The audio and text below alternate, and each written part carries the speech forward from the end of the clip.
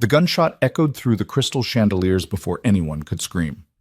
Evelyn Hart, CEO of the nation's most powerful tech empire, watched in frozen horror as the assassin's weapon swung toward her chest. She had exactly 1 second to live. Then, a blur of motion. Her husband, the quiet janitor she'd married 3 months ago for an inheritance scheme, moved like liquid death. His hand caught the gunman's wrist, twisted, and the crack of breaking bone pierced the ballroom. As armed guards collapsed around them, Daniel Park stood over her, eyes cold as winter steel, and Evelyn realized she'd married a ghost with a trigger finger. Before we dive into this explosive story, hit that like button and drop a comment telling me what city you're watching from. I want to see how far this tale travels. Now, let's begin. The boardroom smelled of expensive leather and barely concealed panic. Evelyn Hart stood at the head of the mahogany table, her reflection sharp in its polished surface, and watched 11 board members struggle to hide their shock. Outside the floor-to-ceiling windows, Manhattan stretched beneath them like a kingdom of glass and steel. Her kingdom, technically. Though these men in their $1,000 suits had spent the last 6 months trying to forget that fact. "You're married?" Gerald Sutton finally managed, his jowls quivering with indignation.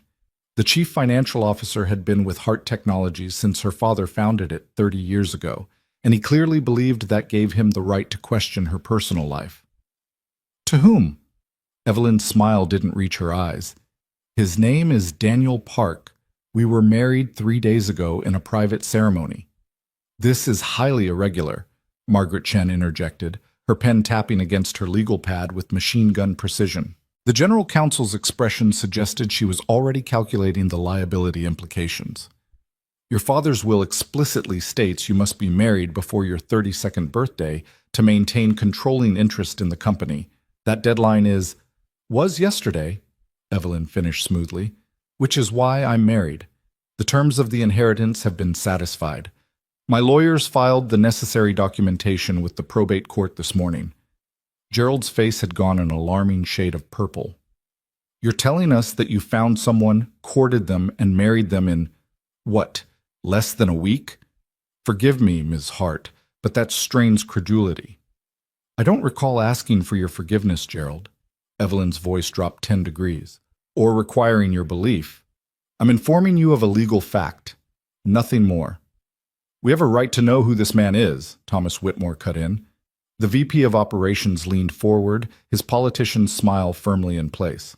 "After all, as your husband, he'll have certain access to you, to company information. Surely you understand our concern." Evelyn had anticipated this. She'd prepared for every question, every angle of attack. What she hadn't prepared for was the knot of something uncomfortable that twisted in her stomach when Thomas said the word husband. Because Daniel Park wasn't really her husband. Not in any way that mattered. "Mr. Park has signed an extensive prenuptial agreement," she said crisply. "He has no stake in Hart Technologies, no access to proprietary information, and no interest in my business affairs. This is a personal matter that satisfies a legal requirement. That's all." "Then why marry him at all?" Gerald demanded. "Why not find someone more suitable? Someone from our social circle, someone with connections. Someone you could control?" Evelyn's eyebrow arched. "How transparent of you, Gerald." The CFO sputtered, but before he could formulate a response, the boardroom door opened. Every head turned. Daniel Park pushed a cleaning cart into the room, his eyes down, his posture apologetic. He wore the standard maintenance uniform, gray shirt, darker gray pants, both slightly too large for his frame. A baseball cap shadowed his face. He moved with the careful invisibility of someone who had learned to go unnoticed in spaces where he didn't belong. "Sorry," he murmured, already backing toward the door. "Thought the room was empty. I'll come back." "Mr. Park," Evelyn's voice stopped him mid-retreat. "Actually, your timing is perfect. Everyone, I'd like you to meet my husband." The silence that followed could have shattered diamond. Daniel's head came up slowly, and for just a fraction of a second, Evelyn saw something flicker in his dark eyes. Surprise, perhaps, or calculation. Then it was gone, replaced by a carefully neutral expression that gave away nothing at all. "Ma'am," he said quietly. You sure about this? Quite sure. Margaret Chen's mouth had fallen open. Thomas Whitmore looked like he'd been struck by lightning. Gerald Sutton made a sound somewhere between a cough and a dying walrus. This is a joke, Gerald finally managed. This has to be a joke. You married the help? I married a man who asked for nothing, expected nothing, and signed papers that guarantee him nothing, Evelyn replied, her voice cutting through the rising chaos, which makes him considerably more trustworthy than anyone in this room. Daniel remained motionless by the door, his hands loose at his sides. To anyone watching, he looked uncomfortable, out of place, a working-class man caught in a world he didn't understand. But Evelyn had learned to read the subtle tells in the 3 weeks since their first conversation, the way his weight distributed on the balls of his feet, the slight angle of his shoulders that kept both the door and the windows in his peripheral vision, the calculated stillness that could explode into motion without warning. He wasn't uncomfortable. He was ready. For what? She still wasn't entirely sure. This is unacceptable, Thomas said, finding his voice. Evelyn, I understand you were in a difficult position with the inheritance deadline, but this farce undermines everything your father built. The optics alone will show that I value integrity over appearances. My father understood that, even if you don't. Evelyn gathered her papers, signaling the meeting's end. This discussion is over, gentlemen. Ms. Chen, my personal life is not company business. The inheritance terms have been satisfied. That's all you need to know. She walked toward the door and Daniel stepped aside to let her pass. Their eyes met for a brief moment, and something unspoken passed between them, an acknowledgement of the performance they'd just delivered, perhaps, or simply two co-conspirators recognizing each other across a divide of secrets. Ma'am, he said again, softer this time. Mr. Park. She nodded once, crisp and professional, then swept from the room. Behind her, the board erupted into arguments and accusations. She ignored them all. They would fall in line eventually. They had no choice. Her father had been many things, most of them complicated, but his will had been airtight. Marry before 32 or lose everything to a foundation that would dismember the company piece by piece. She'd satisfied the terms. That was all that mattered. Even if satisfying them had required proposing marriage to a janitor she'd met exactly twice before their courthouse wedding. 3 weeks earlier, the executive floor was always empty after midnight. Evelyn preferred it that way. No assistants hovering, no board members dropping by with quick questions that ate up hours. Just her, the city lights, and the endless scroll of financial projections that determined whether Hart Technologies survived its next quarter. Her father had built an empire on military contracts and cutting-edge defense systems. Then he died 6 months ago, suddenly and without warning, leaving her with a company she'd spent her whole life preparing to lead and a will that seemed designed to destroy her. Marry before your 32nd birthday, or lose controlling interest. It was medieval, insulting, exactly like something her father would do. She didn't hear the cleaning cart until it was almost beside her desk. Looking up sharply, she found herself facing a man in maintenance gray, his eyes cast down in automatic apology. Sorry, Ms. Hart. Didn't realize you were still here. Clearly. She glanced at the clock, 12:47 a.m. You work late? Night shift. He was already turning away. I can come back at... No, it's fine. Just empty the bins. I'm not here. It was dismissive, the kind of thing she'd said 1,000 times to 100 different people who kept the building running while she fought battles in boardrooms and merger negotiations. She returned to her screens, already forgetting he existed. But something made her look up again a few minutes later. He was still there, methodically wiping down the conference table at the far end of her office. His movements were efficient, practiced, almost military in their precision. And he was watching the financial news on the screen mounted to her wall, not obviously, not obtrusively, but watching nonetheless. You follow the markets? She asked, more from curiosity than any real interest. He glanced at her, surprised she was still talking to him. Sometimes. What do you think of Hart Technologies' Q3 projections? Now he did look surprised. People didn't ask janitors about quarterly earnings reports. But after a long moment, he said, I think you're overextended in Southeast Asia. Currency fluctuations are going to hit harder than your analysts expect. Evelyn's fingers stopped moving on her keyboard. Excuse me? The bot. It's unstable. Your Bangkok facility is vulnerable. He said it like he was commenting on the weather, then went back to cleaning. She stared at him. The Southeast Asian expansion was classified, or as classified as corporate strategy could be. The projections weren't public. The Bangkok facility was barely more than blueprints and NDAs. How do you know about Bangkok? I read, he shrugged. And people leave papers lying around. You'd be surprised what maintenance sees. It was a reasonable explanation. It was also exactly what someone with training in intelligence gathering would say. Evelyn closed her laptop slowly. What's your name? Daniel Park. How long have you worked here, Daniel Park? 8 months. Give or take? 8 months. Right around the time her father's health started declining, right when things at Heart Technologies began to feel off. Nothing she could point to directly, just a sense that pieces were moving on board she couldn't see, that currents were shifting beneath the surface of her carefully controlled world. You seem overqualified for maintenance work, she observed. It pays the bills. His tone discouraged further questions, but Evelyn hadn't built her career by accepting discouragement. What did you do before this? Different things. Nothing interesting. That's not an answer. No, he agreed. It's not. They studied each other across the expanse of her office. He was maybe 35, lean in a way that suggested endurance rather than gym workouts. Asian features, Korean probably, given his name. Dark eyes that gave away nothing except a deep well of control.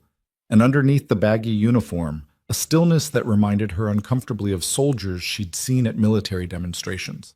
The kind of men who could switch from perfectly calm to perfectly lethal without any apparent transition. I have a problem, she said abruptly. Most people do. I need to get married in 3 weeks, and I don't have time to find someone I can trust not to destroy my life in the process. Daniel Park went very still.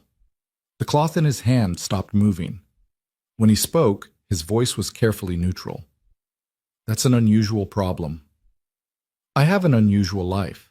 My father's will requires marriage before I turn 32, which happens in exactly 22 days. If I'm not married by then, I lose controlling interest in this company to a board of vultures who will tear it apart for spare parts. Evelyn heard herself talking and couldn't quite believe the words coming out of her mouth. She didn't confide in people. She certainly didn't confide in maintenance workers. I need someone who will sign a contract, go through a ceremony, and then disappear back into their own life while I run my company. No strings, no complications, and absolutely no interest in my money or my business. Sounds like you need a lawyer, not a janitor. Lawyers are expensive. They keep records. They have ambitions. She leaned back in her chair, watching him. You're invisible. You've worked here 8 months, and I've seen you maybe twice. You know things you shouldn't, which means you're either very smart or very dangerous, and I'm betting on both. And when I asked about your past, you deflected like someone with training in counter-interrogation. His expression didn't change, but something shifted in his posture, a microscopic tightening that told her she'd hit closer to truth than he wanted to admit. What makes you think I'd say yes? He asked quietly. Because you're working night shift maintenance when you're capable of much more. That means you're hiding from something or someone. And you have a daughter. Now she had his full attention. How do you know about Maya? I don't, not really. But you keep a photo taped inside your cleaning cart. I saw it when you leaned over to plug in the vacuum. Little girl, maybe 6 years old. You're protective enough to keep her picture close but not on display, which suggests you don't want people connecting her to you. That level of caution, combined with everything else, tells me you're a man with secrets, and secrets make you controllable. Daniel was silent for a long moment. Then, very slowly, he set down his cleaning supplies and walked closer to her desk. His movements were careful, deliberate, nothing threatening, but nothing submissive either. What exactly are you proposing? He asked. Exactly what I said. Courthouse wedding. Prenuptial agreement that gives you nothing. We live separately, see each other at carefully staged public events, and after a reasonable interval, say 2 years, we divorce quietly. You walk away with a settlement large enough to disappear permanently if that's what you want. Your daughter gets a trust fund for college. And I keep my company. Why me? Because everyone else I could ask would want something I'm not willing to give. Power, position, access. You just want to be left alone. That makes you perfect. He studied her for a long time, his face unreadable. Finally, he said, "You're either very desperate or very stupid." Desperate, Evelyn agreed, but not stupid. Do we have a deal? Daniel glanced at the photo of his daughter, invisible from where Evelyn sat, but clearly occupying his thoughts. When he looked back, something in his eyes had changed. Not softened exactly, but shifted into a different configuration of wariness and calculation. "One condition," he said. "Maya never knows the real reason we got married. As far as she's concerned, this is real." Agreed. "And if anything threatens her, anything at all, the deal's off. I don't care about your company or your inheritance. She comes first." "I wouldn't expect anything less." Evelyn extended her hand across the desk. "Do we have a deal, Mr. Park?" He looked at her hand for a moment, then took it. His grip was firm, controlled, and carried faint calluses that had nothing to do with pushing brooms and emptying trash bins. "We have a deal, Ms. Hart." Neither of them smiled. There was nothing happy about the arrangement they'd just made. Just two people trapped by circumstances, making the best of impossible choices. Evelyn had no way of knowing, in that moment, that she'd just shaken hands with one of the most dangerous men in the world. A ghost who'd spent 15 years hunting enemies in places that didn't exist, executing missions that would never be acknowledged, and building a body count that would have kept her awake at night if she'd known the numbers. All she knew was that she'd found someone to marry who wanted nothing from her except to be left alone. It seemed, at the time, like the perfect solution. Present day, 3 months after the wedding. The penthouse apartment felt like a museum after dark, beautiful, expensive, and utterly lifeless.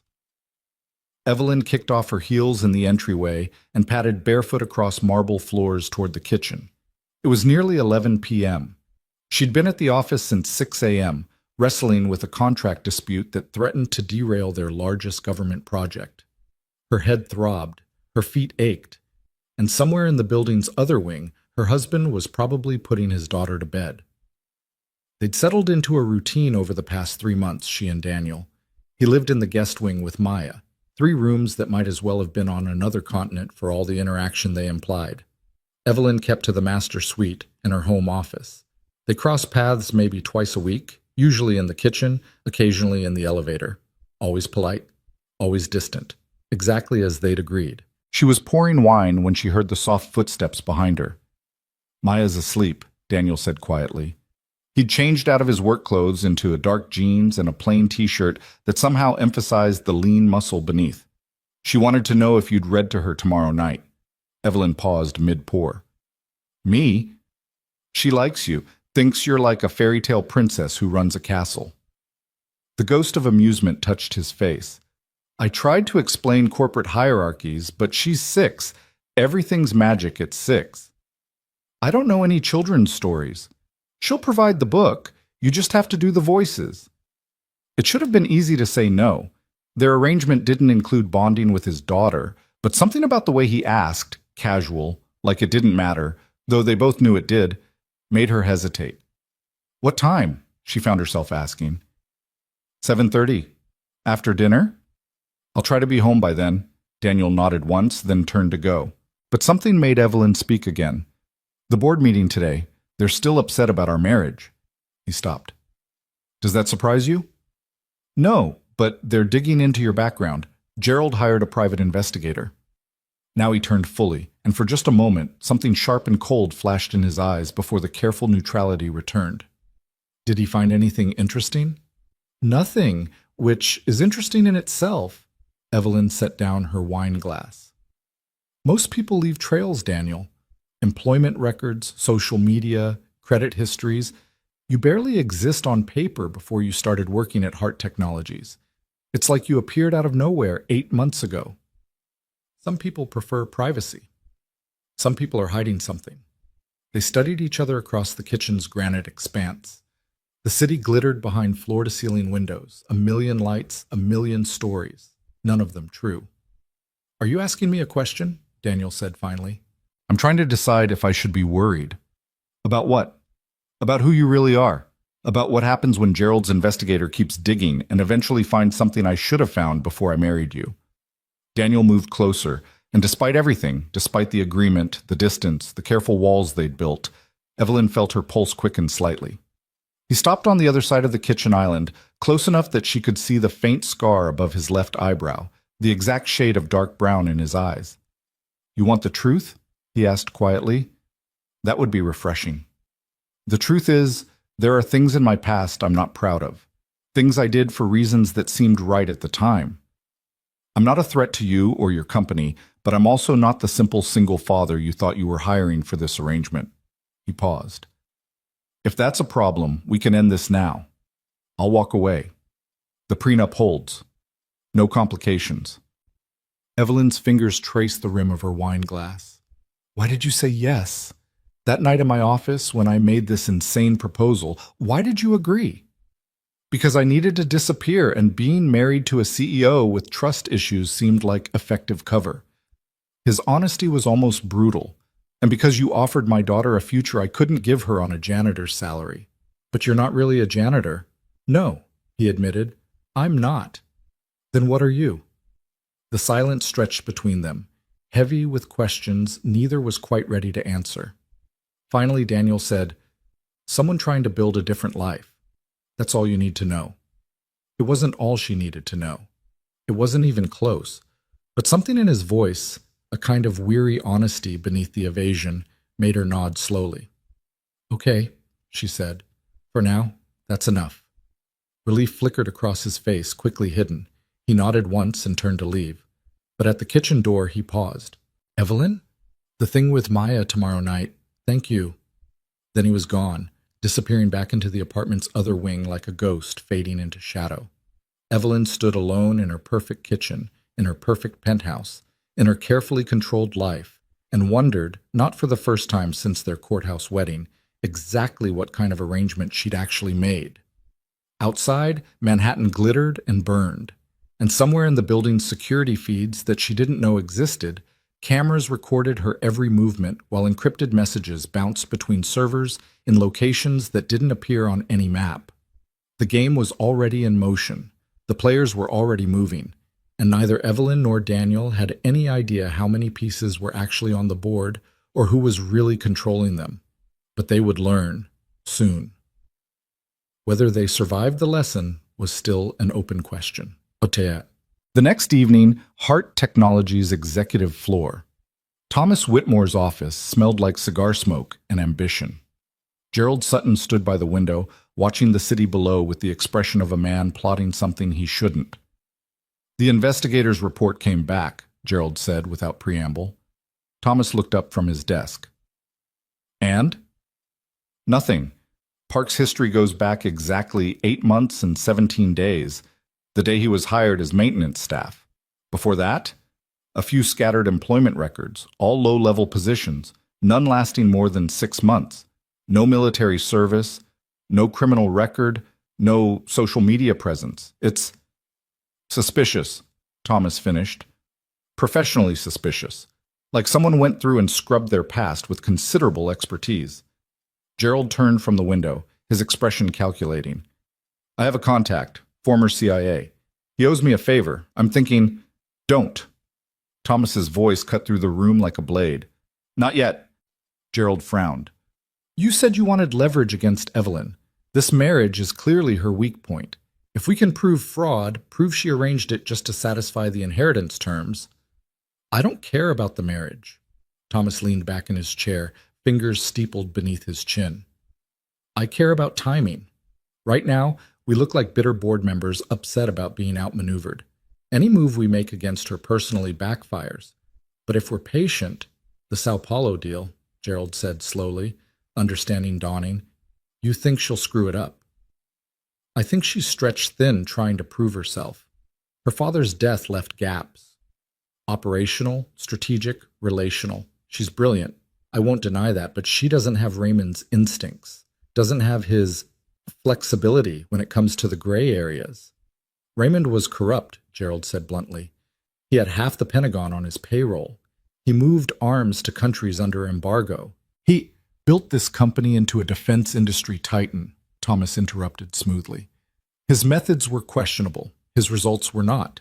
And now his daughter, with her Stanford MBA and her idealistic notions of corporate ethics, is trying to run Hart Technologies like a legitimate business. It's almost charming. Gerald's frown deepened. What exactly are you suggesting? I'm suggesting we let Evelyn be Evelyn.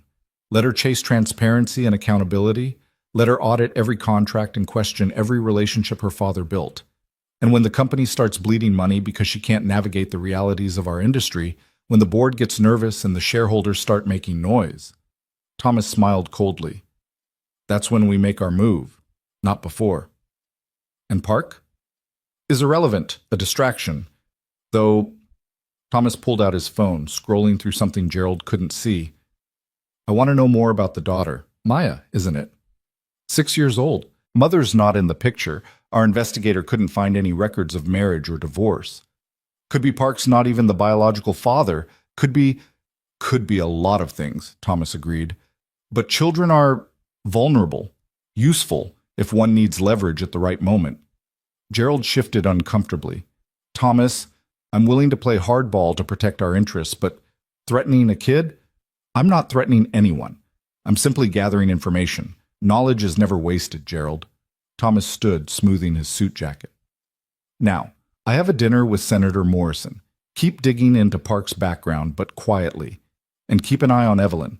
I want to know every move she makes, every contract she signs, every relationship she builds or destroys. You want her to fail. I want her to be exactly what she is, a brilliant woman in over her head, trying to redeem her father's legacy without understanding that some legacies can't be redeemed. They can only be managed. As Thomas picked up his briefcase. Raymond understood that. Evelyn will learn it eventually. The question is how much damage she does before the lesson sinks in. After Thomas left, Gerald remained at the window, staring down at the city's endless lights. He'd worked with Raymond Hart for 30 years. He'd helped build this company from a small defense contractor into a multi-billion-dollar empire. He'd witnessed things, deals, transactions, relationships that existed in the shadows of official records. And now Raymond's daughter was shining lights into those shadows, asking questions no one wanted to answer. Something was coming. Gerald could feel it the way old soldiers felt incoming weather. A storm building on a horizon most people couldn't see yet. The question was whether any of them, Thomas, Evelyn, the mysterious Daniel Park, would survive when it finally broke. Though that same night, the penthouse. Maya Park had selected the most elaborate fairy tale book Evelyn had ever seen. Full-color illustrations, pop-up castles, a soundtrack feature that played dramatic music at key moments. The 6-year-old sat cross-legged on her bed, wearing pajamas covered in stars, her dark eyes bright with anticipation. "Daddy said you run a castle," Maya announced as Evelyn settled awkwardly into the chair beside the bed. "Is that true?" "Sort of. Though it's more like a very tall building with computers instead of dragons." "That's disappointing. Dragons are better." Despite herself, Evelyn smiled. "I can't argue with that logic." They'd been reading for about 20 minutes, Evelyn doing her best with the voices, Maya providing enthusiastic editorial comments, when Daniel appeared in the doorway. He leaned against the frame, arms crossed, watching them with an expression Evelyn couldn't quite decipher. "5 more minutes, Maya," he said gently. "Then sleep." "But the princess hasn't defeated the evil wizard yet." "She'll defeat him tomorrow. The wizard isn't going anywhere." Maya sighed dramatically but nodded. Evelyn finished the chapter, closed the book, and stood. Maya immediately grabbed her hand. "You'll come back tomorrow?" the little girl asked. Evelyn glanced at Daniel, who gave the smallest shrug. "Your call." "Yes. Tomorrow." "Promise?" "I promise." Maya beamed, released her hand, and burrowed under her covers. Daniel moved into the room to tuck her in properly, his movements gentle and practiced. Evelyn found herself watching the transformation, the careful, controlled man she'd married shifting into someone softer, more human. A father putting his daughter to bed. "Love you, Bug," he murmured, kissing Maya's forehead. "Love you, Daddy. Love you, Evelyn." Evelyn froze. The words were automatic, sleepy, innocent, but they hit like a physical blow. She managed some kind of response, then fled into the hallway before the sudden tightness in her chest could manifest as anything visible. Daniel joined her a moment later, pulling Maya's door partially closed. "She gets attached quickly," he said quietly. "If it's too much, it's fine." Evelyn's voice came out sharper than intended. "I made a commitment. I'll keep it." They walked back toward the main part of the apartment in silence. At the junction where his wing split from hers, Daniel stopped. "Thank you," he said, "for tonight, for—" he gestured vaguely, "for being kind to her. She's a good kid. You've done well with her." "I've done my best. It's not always enough." Something in his tone made Evelyn turn back to study him more carefully. In the hallway's dim lighting, he looked tired, not physically, but somewhere deeper, like a man carrying weight no one else could see. "Why did you become a janitor?" she asked suddenly. "With whatever skills you have, whatever training, why take a minimum wage job cleaning offices?" "Because no one looks at janitors," Daniel said simply. "We're invisible. We go anywhere, see everything, and no one thinks we matter enough to be threats." "Threats to what?" He smiled, but there was no humor in it. "That's the question, isn't it?" Before Evelyn could push further, her phone buzzed. She glanced at the screen and felt her stomach drop. "I have to take this." Daniel nodded and disappeared into his wing. Evelyn answered the call. "Ms. Hart?" Her head of security, Michael Chen, sounded tense. "We have a situation. Someone accessed your father's private files from an internal terminal 2 hours ago. Encrypted files we didn't even know existed. The access codes were current, but my father's been dead for 6 months," Evelyn finished, "which means someone either copied his codes or has been sitting on them, waiting for the right moment to use them." "Yes, ma'am.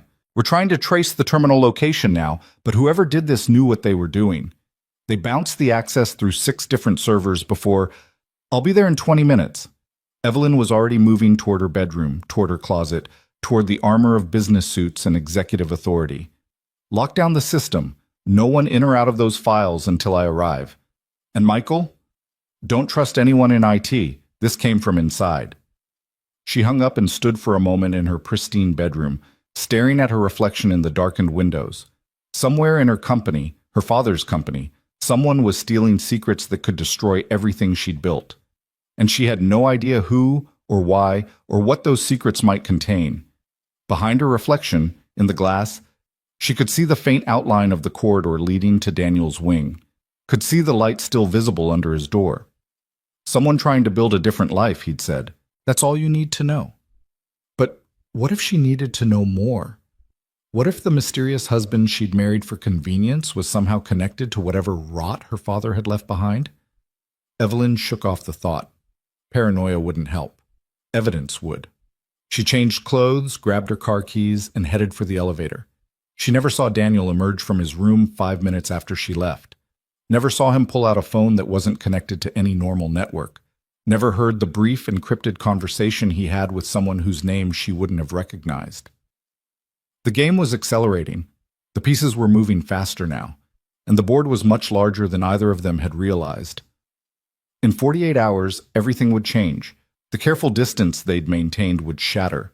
Secrets would spill into the light. And both Daniel and Evelyn would discover that the arrangement they'd made, the marriage of convenience, the contract built on mutual need and shared evasion, was never what they thought it was.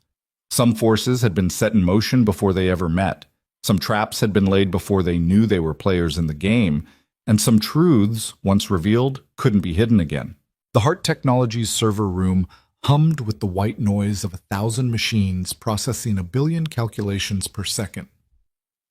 Evelyn stood in the center of it all, watching Michael Chen's team trace digital footprints that shouldn't exist. "Here." Michael pointed to a cascade of code on his screen. The access originated from Terminal 47B. That's in the sub-basement maintenance area. Maintenance? Evelyn felt something cold slide down her spine. "Show me the security footage." The video quality was grainy but clear enough. At 9:47 p.m., a figure in gray maintenance coveralls entered the restricted area, used a keycard that registered as belonging to a supervisor who'd been dead for 3 months. and sat at the terminal for exactly 18 minutes. The camera angle never caught the person's face, almost as if they knew precisely where the blind spots were. "Can we enhance the image?" Evelyn asked. "Already tried. Whoever this is, they're good. Never looked up, kept their face shadowed." Michael paused the footage on a frame that showed the intruder's hands on the keyboard. "But look here, the typing pattern. That's not Hunt and Peck. That's someone with serious technical training." "What files did they access?" Michael's expression darkened. "Your father's personal archives, specifically a directory labeled Ghost Protocol. We didn't even know it existed until the access triggered our new security algorithms. The encryption is military grade. We can't open it without codes that died with your father." "Or didn't die with him." Evelyn stared at the frozen image of those hands, steady, efficient, dangerous.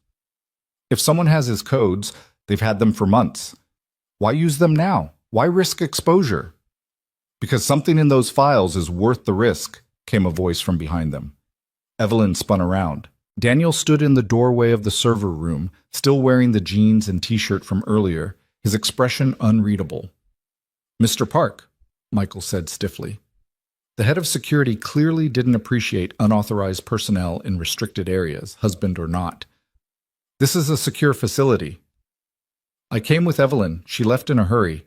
I wanted to make sure everything was okay." Daniel's eyes moved from the screens to Evelyn to Michael, cataloging details with an efficiency that made her newly suspicious. "What's Ghost Protocol?" "None of your concern," Michael said flatly. "Michael." Evelyn held up a hand. "It's fine. Daniel, Ghost Protocol appears to be some kind of classified project my father was running. We don't know what it contains." "But someone does." Daniel moved closer to the screens, his gaze sharp, and they needed access badly enough to risk getting caught. That suggests urgency. Either something's about to happen, or they're running out of time to stop something that's already in motion. Michael and Evelyn exchanged glances.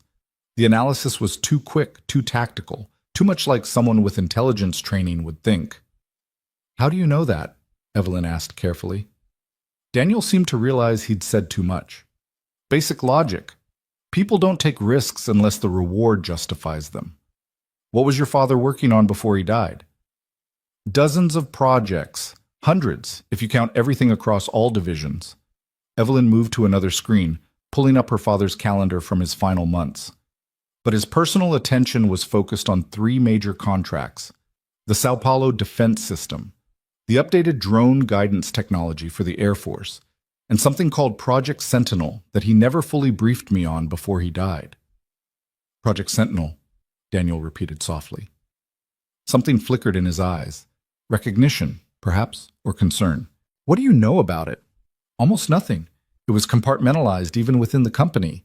Only a handful of people had access, and most of them have either retired or resigned since my father's death." She looked at him directly. "Why? Does that name mean something to you?" For a long moment, Daniel didn't answer. Then he said, "I need to make a call." "Excuse me." He walked out before Evelyn could stop him, leaving her and Michael alone in the electronic hum of the server room. "I don't trust him," Michael said bluntly. "There's something wrong about this whole situation. Your sudden marriage, his convenient background, and now he shows up here asking questions about classified projects." "I know." Evelyn's jaw tightened. "But until I have proof he's involved in this, he's still my husband, legally, if not actually, which means we proceed carefully." "With respect, Ms. Hart, careful might not be enough. If your father was involved in something illegal, my father built this company from nothing. Whatever he did, whatever choices he made, they kept thousands of people employed and this country defended." Even as she said it, Evelyn wondered if she believed it anymore. "We need to find out what's in Ghost Protocol. Can you bypass the encryption?" Michael shook his head. "Not without triggering a data wipe. Whoever designed this security knew what they were doing. It's a digital fortress." "Then we find another way in." Evelyn pulled out her phone, scrolling through contacts until she found the name she needed. "I know someone who might be able to help. He worked with my father on some of the early encryption systems. If anyone can crack this, it's him." She made the call, spoke briefly in technical shorthand, and hung up. "He'll be here in an hour. In the meantime, I want every person who had access to that maintenance terminal identified and background checked. Someone either planned this carefully or got very lucky. I don't believe in luck. Yes, ma'am. Michael hesitated. And Mr. Park?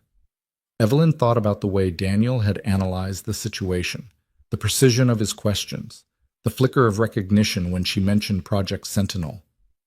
Put surveillance on him, she said quietly. I need to know who he's calling and what he's doing.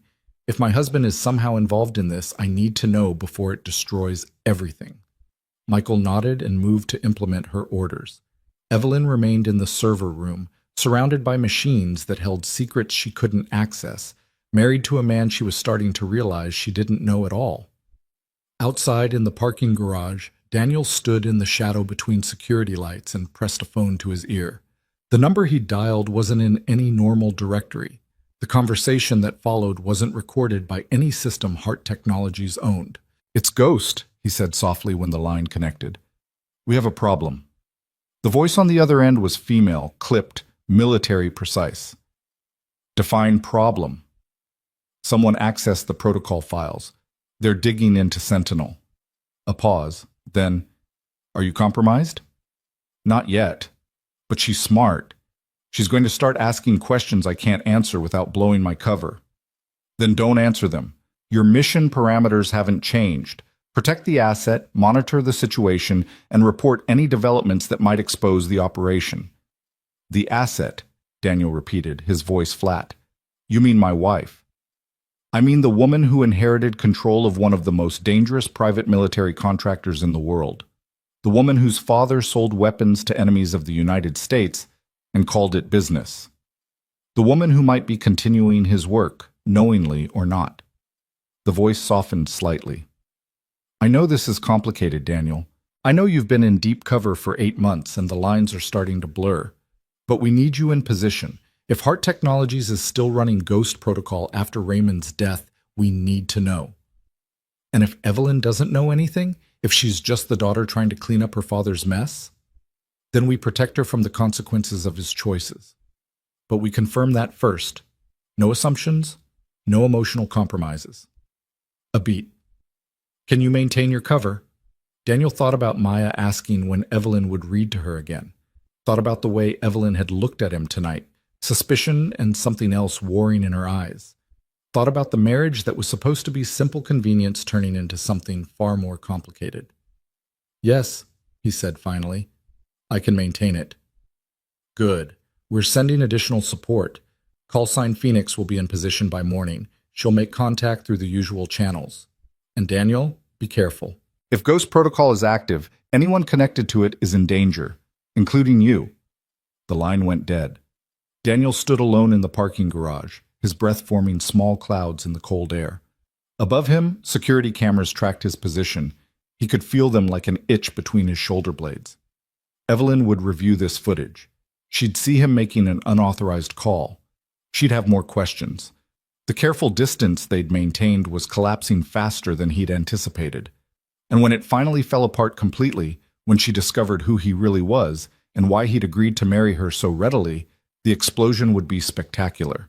He just hoped they both survived it. Back in the server room, Evelyn's encryption specialist arrived, a nervous man in his 50s named Dr. Robert Marsh, who'd worked with her father since the company's early days. He studied the Ghost Protocol directory with increasing concern. This is Raymond's work, he said after 20 minutes of analysis. I recognize the architecture, but it's been modified. See these authentication layers? Someone added them after the initial encryption was set up. Within the last 6 months, I'd guess. After my father was already sick, Evelyn said slowly, when he knew he was dying. Or when someone else knew he was dying and wanted to make sure certain information stayed hidden. Marsh adjusted his glasses nervously. Ms. Hart, I can break this encryption, but it's going to take time. Days, maybe a week. And whoever put in these extra security measures will know when I do it. There's a monitoring protocol embedded in the code. The moment someone successfully accesses these files, an alert gets sent. Sent where? I don't know. The destination is encrypted separately. Could be an email address, could be a server, could be a phone number. He looked at her seriously. Are you sure you want to open this Pandora's box? Some secrets your father might have wanted to stay buried. Evelyn thought about the intruder accessing these files, thought about Daniel's too convenient knowledge, thought about 3 months of marriage to a man who was increasingly clearly not who he claimed to be. Break it, she said. I don't care how long it takes or who gets notified.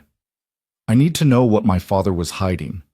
Marsh nodded reluctantly and set to work. Evelyn left Michael to supervise and returned to the executive floor, her mind racing through possibilities and implications. It was nearly 3 a.m. The building was silent except for the skeleton night crew. Her footsteps echoed on marble floors as she walked toward her office. She almost missed the figure standing in the shadows near her door. Jesus! She stumbled backward, her hand instinctively reaching for the phone in her pocket. Sorry. Daniel stepped into the light, hands raised in apology. Didn't mean to scare you. What are you doing here? I thought you went home. Couldn't. Not while you were dealing with this alone. He lowered his hands slowly. Maya's with a neighbor, Mrs. Chen on the 4th floor. She watches her sometimes when I have to work late. Evelyn's heart was still racing from the surprise. You followed me from the server room. I waited in the lobby. Figured you'd come back up here eventually. Daniel leaned against the wall, his posture casual but his eyes alert. We need to talk, really talk, not the careful dancing we've been doing for 3 months. About what? About how you conveniently know things you shouldn't? About how you ask questions like someone with intelligence training? About how you appeared in my life exactly when I needed someone to marry, and now someone's stealing my father's secrets? Yes, Daniel said simply. About all of that. Evelyn stared at him for a long moment, then unlocked her office door. Inside. I don't want this conversation in the hallway. Her office was dark, except for the city lights filtering through the windows. She didn't turn on the overheads. The semi-darkness felt safer somehow, like secrets could be shared more easily when faces were half hidden in shadow. Start talking, she said, moving to the windows. And this time, tell me the truth. Daniel remained by the door, his back to it. She noticed he'd positioned himself where he could see both her and the corridor outside. The truth is complicated. So uncomplicate it. I can't, not completely. There are things I'm not authorized to tell you, oaths I took that I can't break even for this, he paused. But I can tell you that I'm not your enemy. I never have been. That's not the ringing endorsement you think it is. Evelyn turned to face him. Who do you work for, Daniel? And don't say Hart Technologies Maintenance. We both know that's a cover for something else. I worked for people who protect this country from threats it doesn't know exist. Past tense. I'm retired. You're 35. People don't retire at 35 unless something forced them out. Something did. I wanted a normal life, wanted to raise my daughter somewhere safe without looking over my shoulder every day. His voice was quiet, honest in a way she hadn't heard before. And then your father died, and things I thought were finished turned out to be very much alive. And I realized that getting out isn't as simple as just walking away. My father. Evelyn moved closer, trying to read his expression in the dim light. What did my father have to do with your past? Daniel was silent for so long she thought he might not answer. Finally, he said, Project Sentinel. I know what it is, or what it was supposed to be. The bottom dropped out of Evelyn's stomach. How? Because I helped design it 5 years ago, when your father was working with a classified DoD initiative to develop next-generation autonomous defense systems. It was supposed to be an AI-guided network that could identify and neutralize threats faster than any human operator. But it required massive amounts of data, surveillance data, biometric data, communication intercepts. The kind of information that crosses legal lines and raises constitutional questions. My father was building domestic surveillance systems? Evelyn felt sick. Not exactly. The technology was meant for foreign deployment, protecting embassies, military bases, high-value targets in hostile territories. But the architecture could be adapted, the AI could learn, and in the wrong hands, or with the wrong parameters. Daniel moved closer. Your father understood the ethical implications. He built in safeguards, kill switches, oversight protocols. But he also built in backdoors, just in case someone needed to access the system for legitimate reasons. I was part of the team that designed those back doors. And now someone's trying to access them. Yes. Who? That's what I don't know. When I left the project, Sentinel was being shelved. Too controversial, too expensive, too many moving parts that could go wrong. Your father was supposed to have shut it down completely. If it's still active, if someone's using those access codes to get into Ghost Protocol, it means either your father lied about terminating the project or someone rebuilt it without authorization. Evelyn sat down heavily in her desk chair. Why didn't you tell me this before? Why marry me, move into my home, spend 3 months pretending to be someone you're not? Because when I first approached you that night, I didn't know you. I didn't know if you were part of your father's operations or an innocent bystander. And my orders were to get close, to observe, to report back. Daniel's voice was rough with something that might have been regret. But then I got to know you. Saw how hard you're working to build something legitimate out of your father's legacy. Watched you fight with the board, refuse compromises, try to do the right thing even when it costs you. He paused. You're not your father, Evelyn, but you're caught in the web he built, and I don't know how to get you out without destroying everything you've worked for. So what do we do now? Now we figure out who accessed those files and what they're planning to do with the information. Because if Sentinel is operational and someone's trying to control it, we're not just talking about corporate espionage. We're talking about a weapon system that could be turned against targets domestic or foreign, with your company's fingerprints all over it. Evelyn felt the weight of it settling on her shoulders. The inheritance she'd never asked for, the sins of a father she'd loved but maybe never really knew. I have someone breaking the encryption on Ghost Protocol. He says it'll take a few days. Tell him to stop. What? Why? Because the moment those files open, whoever's monitoring them will know. And if they're desperate enough to break into your secure server, they're desperate enough to take more direct action. Daniel's expression was grim. We need to find them first, figure out what they want before they realize we're hunting them. And how do we do that? We set a trap. We leak information about your encryption specialist making progress. We make them nervous. And when they make their move, we're ready. Evelyn studied her husband, her fake husband, her convenient husband, her husband who was apparently a former special operations something with connections to classified military projects. This isn't what I signed up for when I proposed marriage. I know. And if you want to end the arrangement now, I'll understand. I can disappear tonight. Take Maya and go somewhere you'll never find us. The prenup holds, the lawyers handle the divorce, and you never have to see me again. It would be easier, cleaner. One less complication in a situation that was already spiraling out of control. But Evelyn thought about Maya's sleepy voice saying, "Love you, Evelyn," like it was the most natural thing in the world. Thought about Daniel tucking his daughter in with a gentleness that contradicted everything else about him. Thought about 3 months of careful distance that had somehow, without her quite noticing, started to feel less like an arrangement and more like something else. "No," she said finally. "You don't get to walk away from this. If someone's using my father's work for something dangerous, I need to know. And apparently you're the only person who can help me figure it out. So we do this together. We set your trap. We find whoever's behind this. And then," she took a breath, "then we figure out what the hell we're actually doing with this marriage." Daniel's expression shifted, surprise, relief, and something warmer that he covered quickly. "Okay, together. But no more lies, no more half-truths. If I'm going to trust you with this, I need to know I can actually trust you. I can't tell you everything. Some things are still classified. Some things," he hesitated, "some things I'm not proud of. Actions I took, people I hurt, choices that seem necessary at the time but keep me awake at night now. But I promise you this.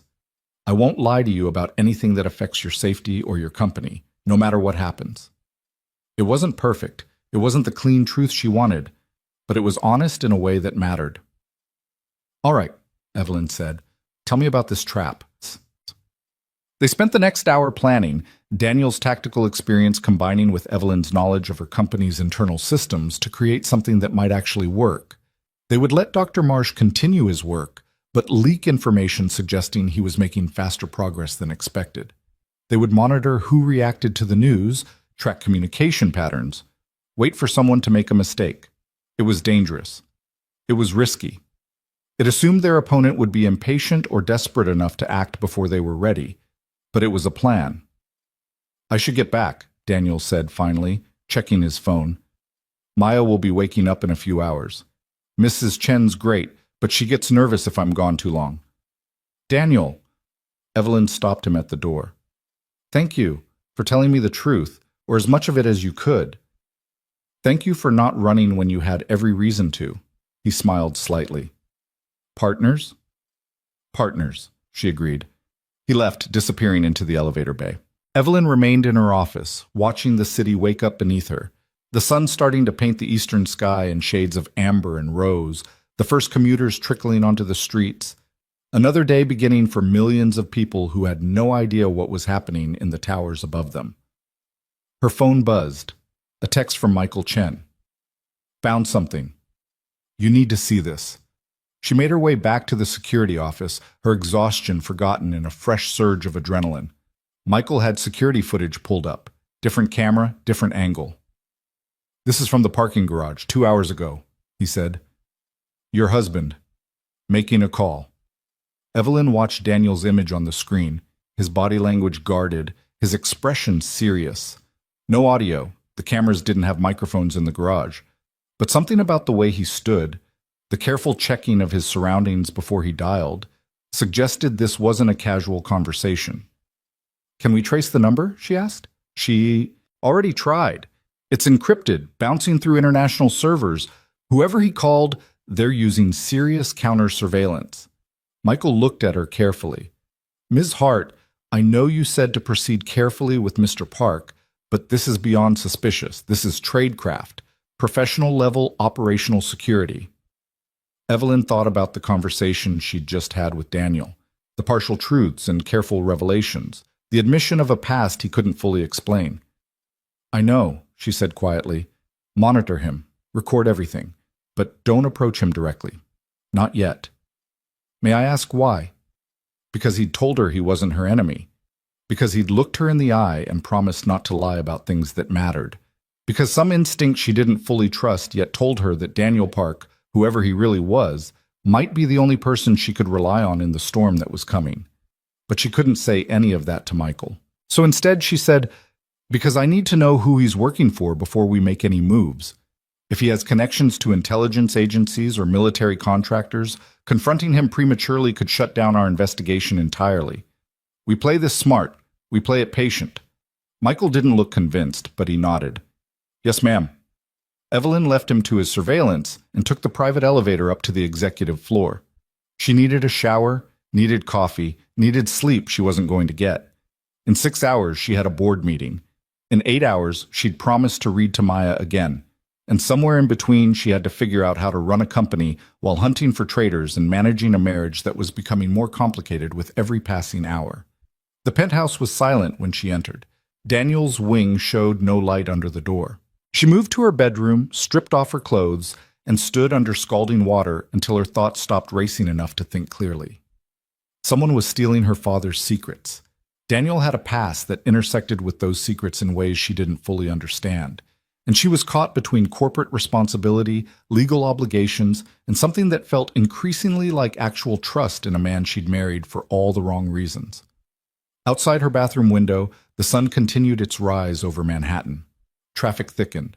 Phones began ringing in offices across the city. Another day of business and betrayal, deals and deceptions, the endless churn of modern life. In a hotel room 12 blocks away, a woman with cold eyes and military bearing made a call to report that Ghost was compromised. The asset was suspicious, and the operation was accelerating beyond their control. She received new orders, ended the call, and began assembling weapons that officially didn't exist. In the Hart Technologies server room, Dr. Marsh worked through mathematical problems that would take days to solve, unaware that his progress was being monitored by 3 separate parties, all with different agendas. And in the penthouse apartment where a CEO and a ghost pretended to be husband and wife, 2 people tried to sleep while the same questions circled their minds. How much truth was too dangerous to share? How much trust was too risky to give? And when the lies finally collapsed, because they always collapsed eventually, would either of them survive the explosion? The game was moving faster now. The players were showing their hands piece by careful piece. And somewhere in the shadows where the truly dangerous people operated, someone was watching it all unfold with satisfaction. Because this was the plan. This was always the plan. Get the daughter suspicious. Get the ghost exposed. Let them trust each other just enough to be vulnerable. And then strike, hard and final, before either of them realized they'd been playing by someone else's rules from the very beginning. The storm was building. Thunder rumbled on a horizon only a few people could see. And when it finally broke over Manhattan, the casualties would be measured not in property or money, but in lives shattered and secrets that should have stayed buried forever. But that was still days away. Right now, there was only the illusion of control, the desperate hope that understanding your enemies was enough to defeat them, and the fragile alliance between two people who'd married for convenience and were learning, too late perhaps, that nothing about their arrangement had ever been convenient at all. 3 days of careful surveillance produced nothing but ghosts and dead ends. Whoever had accessed the Ghost Protocol files had gone completely silent, as if they knew they were being watched. Dr. Marsh continued his encryption work while Evelyn attended board meetings and pretended everything was normal. Daniel maintained his cover as the quiet husband who cleaned offices and raised his daughter, all while feeding information to contacts Evelyn wasn't supposed to know about. The charade was exhausting for everyone involved. It was Thursday evening when everything changed. Evelyn had left work early for once, keeping her promise to read to Maya. The little girl had graduated from fairy tales to adventure stories, pirates and treasure maps, and brave heroes who always won in the end. The kind of simple narratives where good and evil were clearly marked and justice always prevailed. Real life, Evelyn was learning, was considerably messier. Kom met mich. Can we have ice cream after? Maya asked as they finished the chapter. Daddy said only if you said yes. Passing the responsibility to me? That's tactical. Evelyn closed the book. Small bowl, and only if you brush your teeth after. Maya launched herself at Evelyn in a hug that was entirely too trusting, too open. You're the best. I'm going to tell Daddy. She raced out of the room before Evelyn could respond, leaving her alone with the sudden uncomfortable realization that she'd started looking forward to these evening sessions. That Maya's enthusiasm felt less like an obligation and more like something dangerously close to affection. She was getting attached. They both were. And attachment was the one thing their arrangement absolutely couldn't afford. Daniel appeared in the doorway, wiping his hands on a kitchen towel. Ice cream negotiations successful? She drives a hard bargain. Gets that from you, probably. Gets it from her mother, actually.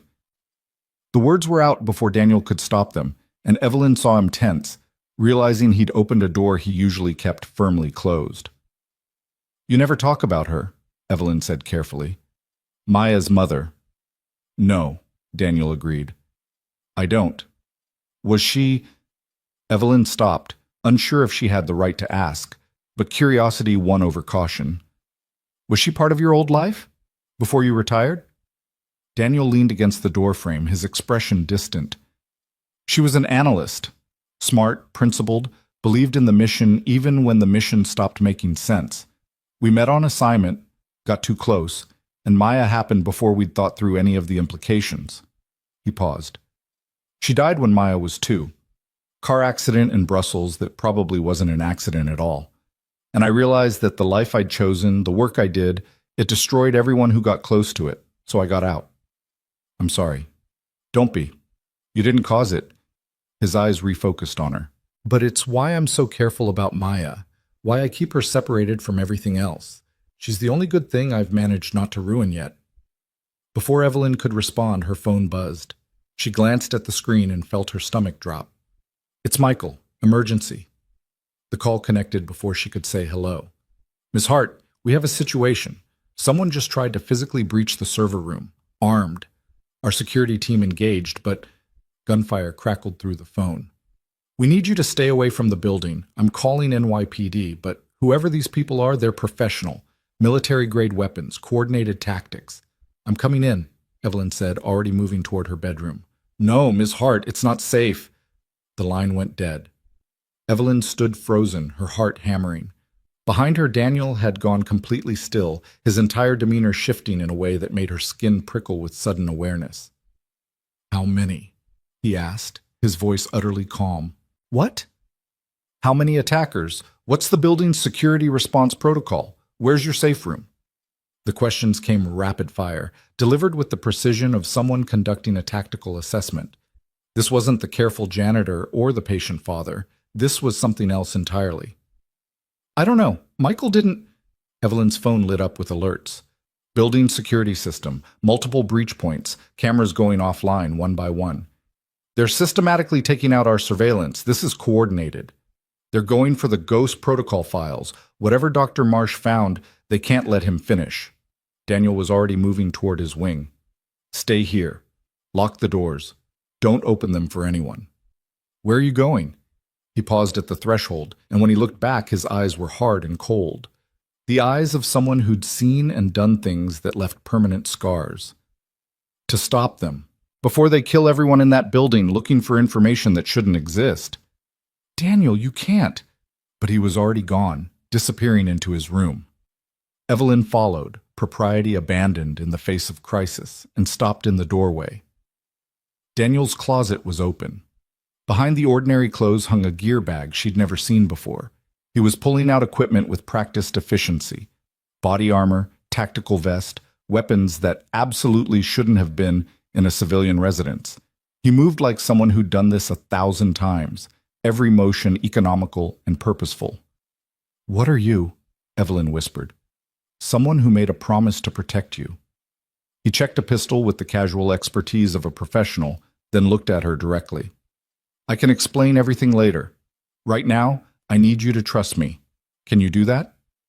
Evelyn thought about all the careful distance they'd maintained, all the lies and half-truths and protected secrets. And under it all, a single question that mattered more than anything else. Was Daniel Park, whoever he really was, someone she could trust when everything fell apart? Yes, she said, but I'm coming with you. Absolutely not. It's my company, my responsibility, and I'm not staying here helpless while people die protecting my father's secrets. She moved to her own closet, pulling out the handgun her father had insisted she learn to shoot. I know how to use this. I'm a decent shot. And you'll need someone who knows the building's layout, the security protocols, where the backup systems are. You'll get yourself killed.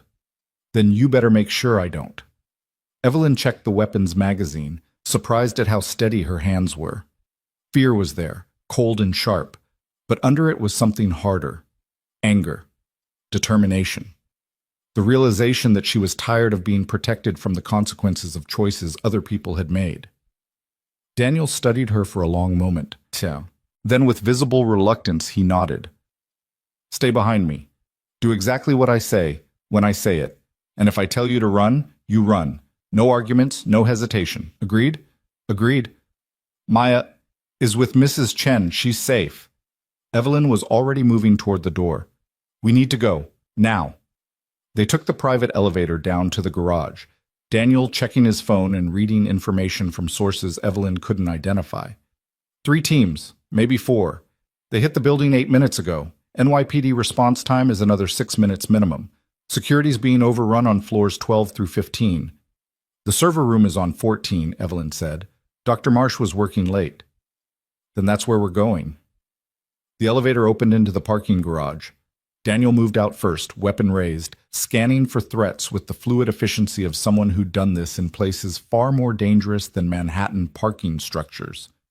Clear. Your car or mine? Mine. Armored. My father was paranoid. Your father was smart. They made it to Hart Technologies in 11 minutes, running red lights and driving like the city was a war zone. Maybe it was. The building's lobby was chaos when they arrived. Security personnel taking cover behind marble columns, return fire coming from the upper floors, civilians evacuating in panicked streams. Daniel caught the arm of a security guard Evelyn recognized. Martinez, situation report. Martinez stared at the weapons in Daniel's hands with obvious shock. Who the hell are you? Someone who's going to help. Talk. Something in Daniel's tone cut through Martinez's confusion. 4 hostiles, maybe more. They came in through the delivery entrance with forged credentials, started shooting when security tried to verify. They're pushing toward the server room. We've got 3 guards wounded, 1 dead. Chen's trying to hold them on 14, but they're outgunned. Stairwells? East stairwell's clear. West is compromised. Elevators are locked down. Good. Daniel turned to Evelyn. Last chance to stay here. Not happening. He didn't argue further, just moved toward the east stairwell with Evelyn close behind. The building she'd walked through every day for years felt alien now.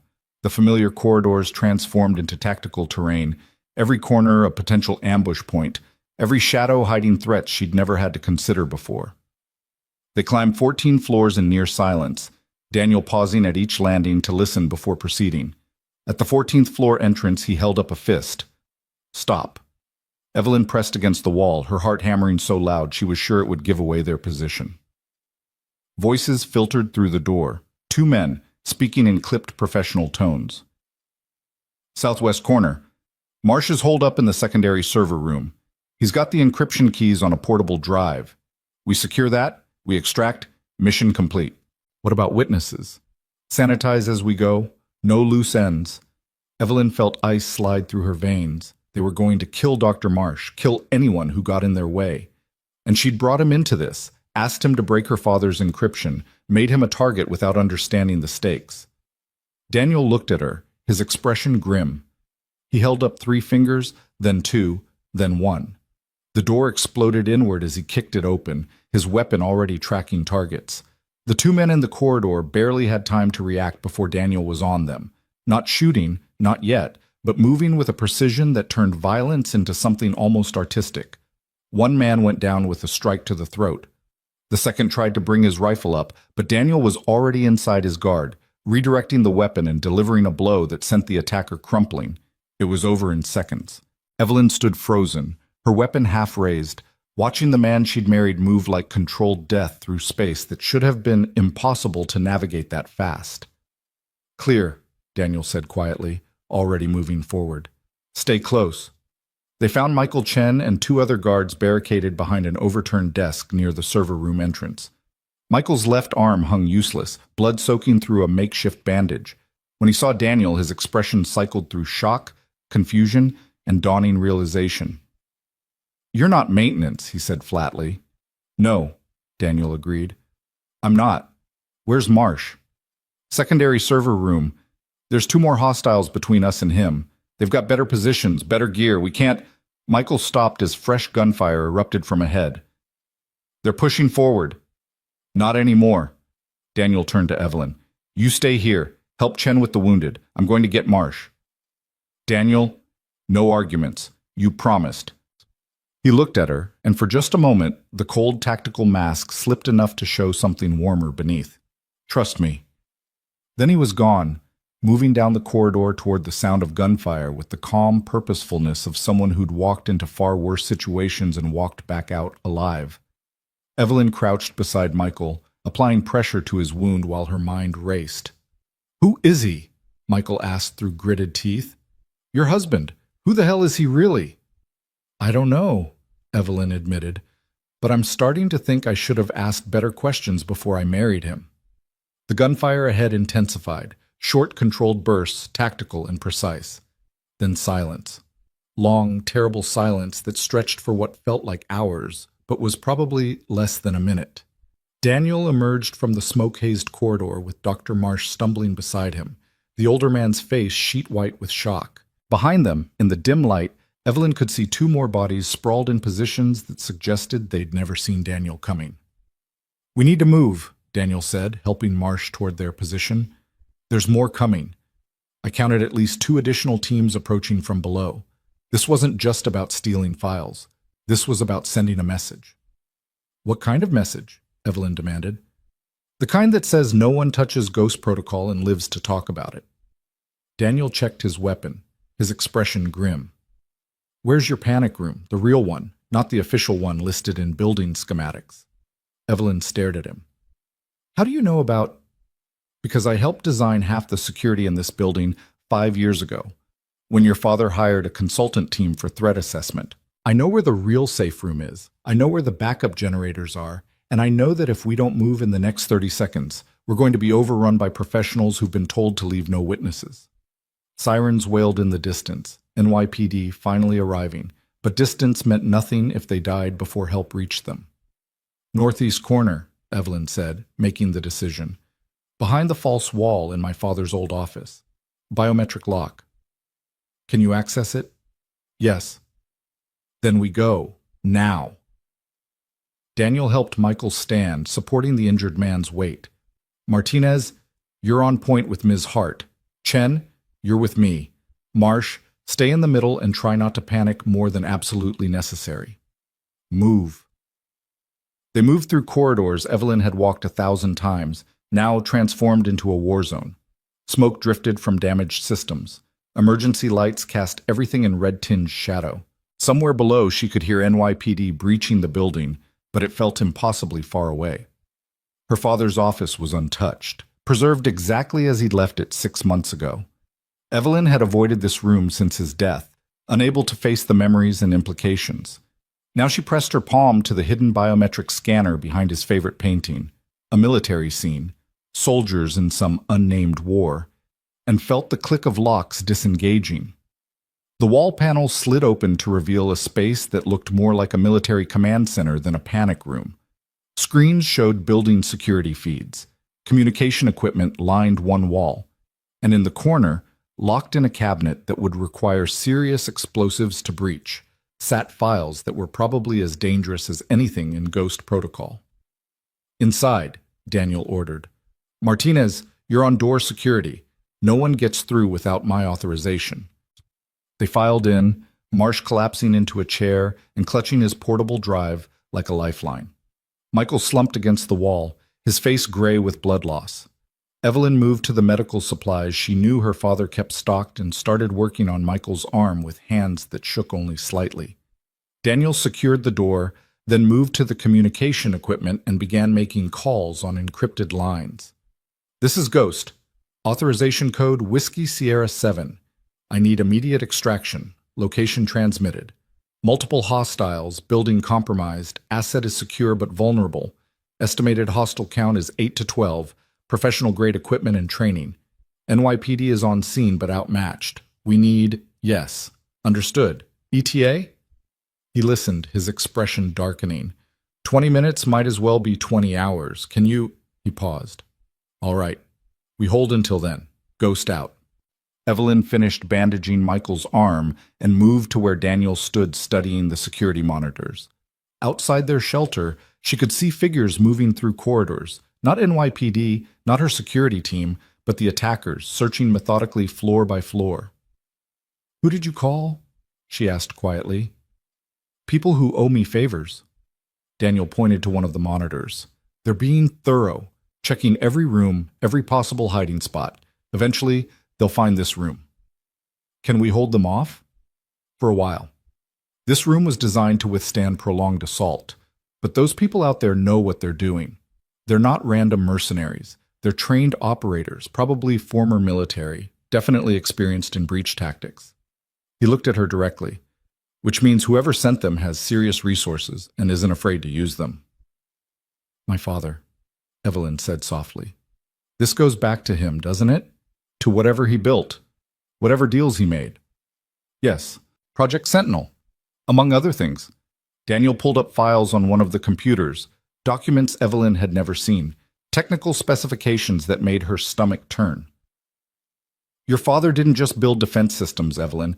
He built control systems, technology that could monitor, track, and eliminate targets anywhere in the world with minimal human oversight. And he sold access to that technology to anyone willing to pay enough, regardless of their intentions or affiliations. You're saying my father was a traitor. I'm saying your father was a businessman who stopped seeing people as people and started seeing them as assets to be managed or threats to be eliminated. And when you think like that long enough, the lines blur. Patriotism becomes negotiable. Ethics become obstacles. Daniel's voice was flat, matter-of-fact. I know because I worked for him, because I helped build parts of Sentinel before I understood what it would become. And when I finally saw the full picture, when I realized what we'd created, I tried to shut it down. Is that why you left? Why you retired? I left because people started dying, good people, who were asking the same questions I was asking, Car accidents, muggings gone wrong, heart attacks in men who were perfectly healthy a week before. He gestured at the screens showing the attackers outside. This is what happens when you threaten something worth billions of dollars and the security of people powerful enough to make entire agencies look the other way. Evelyn felt the room tilt slightly. My father had people killed. Your father protected his interests, so did his partners, his clients, his investors. And now you've inherited that whole nightmare, whether you wanted it or not. Why didn't you tell me this before? The anger in her voice surprised her. Why marry me, move into my home, let me trust you, if you knew? Because I needed to know if you were complicit or innocent, if you were continuing his work or trying to build something different. Daniel turned to face her fully. And because somewhere in the middle of watching you fight with your board and stay up until 3 a.m. trying to fix contracts your father poisoned and read bedtime stories to my daughter, like it actually matters, I realized you're nothing like him. You're trying to build something legitimate out of a foundation soaked in blood. And that matters. The admission hung between them, raw and honest. Before Evelyn could respond, Dr. Marsh spoke up from his corner. I broke the encryption. About an hour before they attacked. I was about to call you when they breached the building. Every head turned toward him. He held up the portable drive with trembling hands. Ghost Protocol isn't a project. It's a client list. Everyone your father sold Sentinel technology to, every organization that's using his systems right now, every government official who took money to look the other way. It's comprehensive, detailed, and absolutely damning. How damning? Evelyn asked. Pentagon officials, senators, foreign intelligence services, private military contractors operating in places the U.S. officially doesn't go. And transactions, money moving through accounts that shouldn't exist, payments for operations that never happened. Marsh's voice shook. If this goes public, it won't just destroy Hart Technologies. It'll trigger investigations that reach into the highest levels of government. People will go to prison. Others will probably die trying to make sure that doesn't happen. Daniel swore softly. That's why they're here. Not just to get the files, but to eliminate everyone who's seen them. Then we destroy the drive, Evelyn said. Right now, we can't. Marsh looked miserable. I sent a backup to secure cloud storage before they breached. Thought I was being careful. If they kill me, if they get this drive, the backup triggers automatically in 72 hours and releases everything to major news organizations worldwide. A dead man's switch, Daniel said flatly. You built a dead man's switch. I thought it would protect me. I didn't know they'd... Marsh broke off as explosions echoed from somewhere outside their safe room. What was that? Daniel checked the monitors and his expression went cold. They're breaching the outer security doors, professional-grade charges. They'll have this room open in under 10 minutes. What about your people, your extraction? 15 minutes out, maybe less if they're pushing hard. Daniel pulled weapons from the room's emergency cabinet, checking ammunition with practiced efficiency. We hold here. Martinez, Chen, if you can manage it, you take positions by the door. First person through gets put down hard. Second and third will be more cautious. That's when I move. You can't take them all, Evelyn protested. No, Daniel agreed, but I can slow them down long enough for backup to arrive. Maybe. Daniel. He crossed to her in 2 strides, his hands finding her shoulders. Listen to me. When the door breaches, you get behind the communication equipment. It's reinforced. You stay low, you stay quiet, and you survive. Understood? You're talking like you're not going to... I'm talking like a soldier who knows the odds and plans accordingly. His grip tightened slightly. Maya is with Mrs. Chen. If something happens to me, there's a safety deposit box at Chase Manhattan, downtown branch. Key is taped behind the family photo in my apartment. Everything she'll need is in there. Money, documents, contacts who can help. You're not dying today. Probably not. But if I do, I need to know she'll be taken care of. His eyes searched hers. Promise me. Evelyn felt something crack open in her chest. The careful distance they'd maintained shattering completely in the face of Daniel's stark honesty. I promise. But you're not dying, because I just figured out that I actually give a damn about this marriage being real, and I'm not letting you disappear before we figure out what that means. Daniel's expression shifted. Surprise, warmth, and something that might have been hope flickering across his features before another explosion rocked the room. The outer door was failing. Smoke seeped through cracks in the reinforced structure. "Positions," Daniel said quietly, the moment breaking as quickly as it had formed. "They're coming." Martinez and Michael took cover behind equipment that wouldn't save them if the attackers came in hard. Marsh clutched his portable drive and pressed himself into the corner. Evelyn moved to where Daniel had indicated, her weapon ready even though she knew she was hopelessly outmatched if it came to actual combat. The final explosion was deafening. The door buckled, smoke and fire washing through the opening. Daniel moved before the debris settled, his weapon tracking targets Evelyn couldn't even see through the chaos. Gunfire erupted, sharp, controlled bursts that spoke of training and experience. Someone screamed, bodies fell. Daniel moved like liquid shadow through the smoke, each shot precise and economical. But there were too many. For every attacker that went down, another pushed forward. They were being overrun despite Daniel's tactical excellence. Then something changed.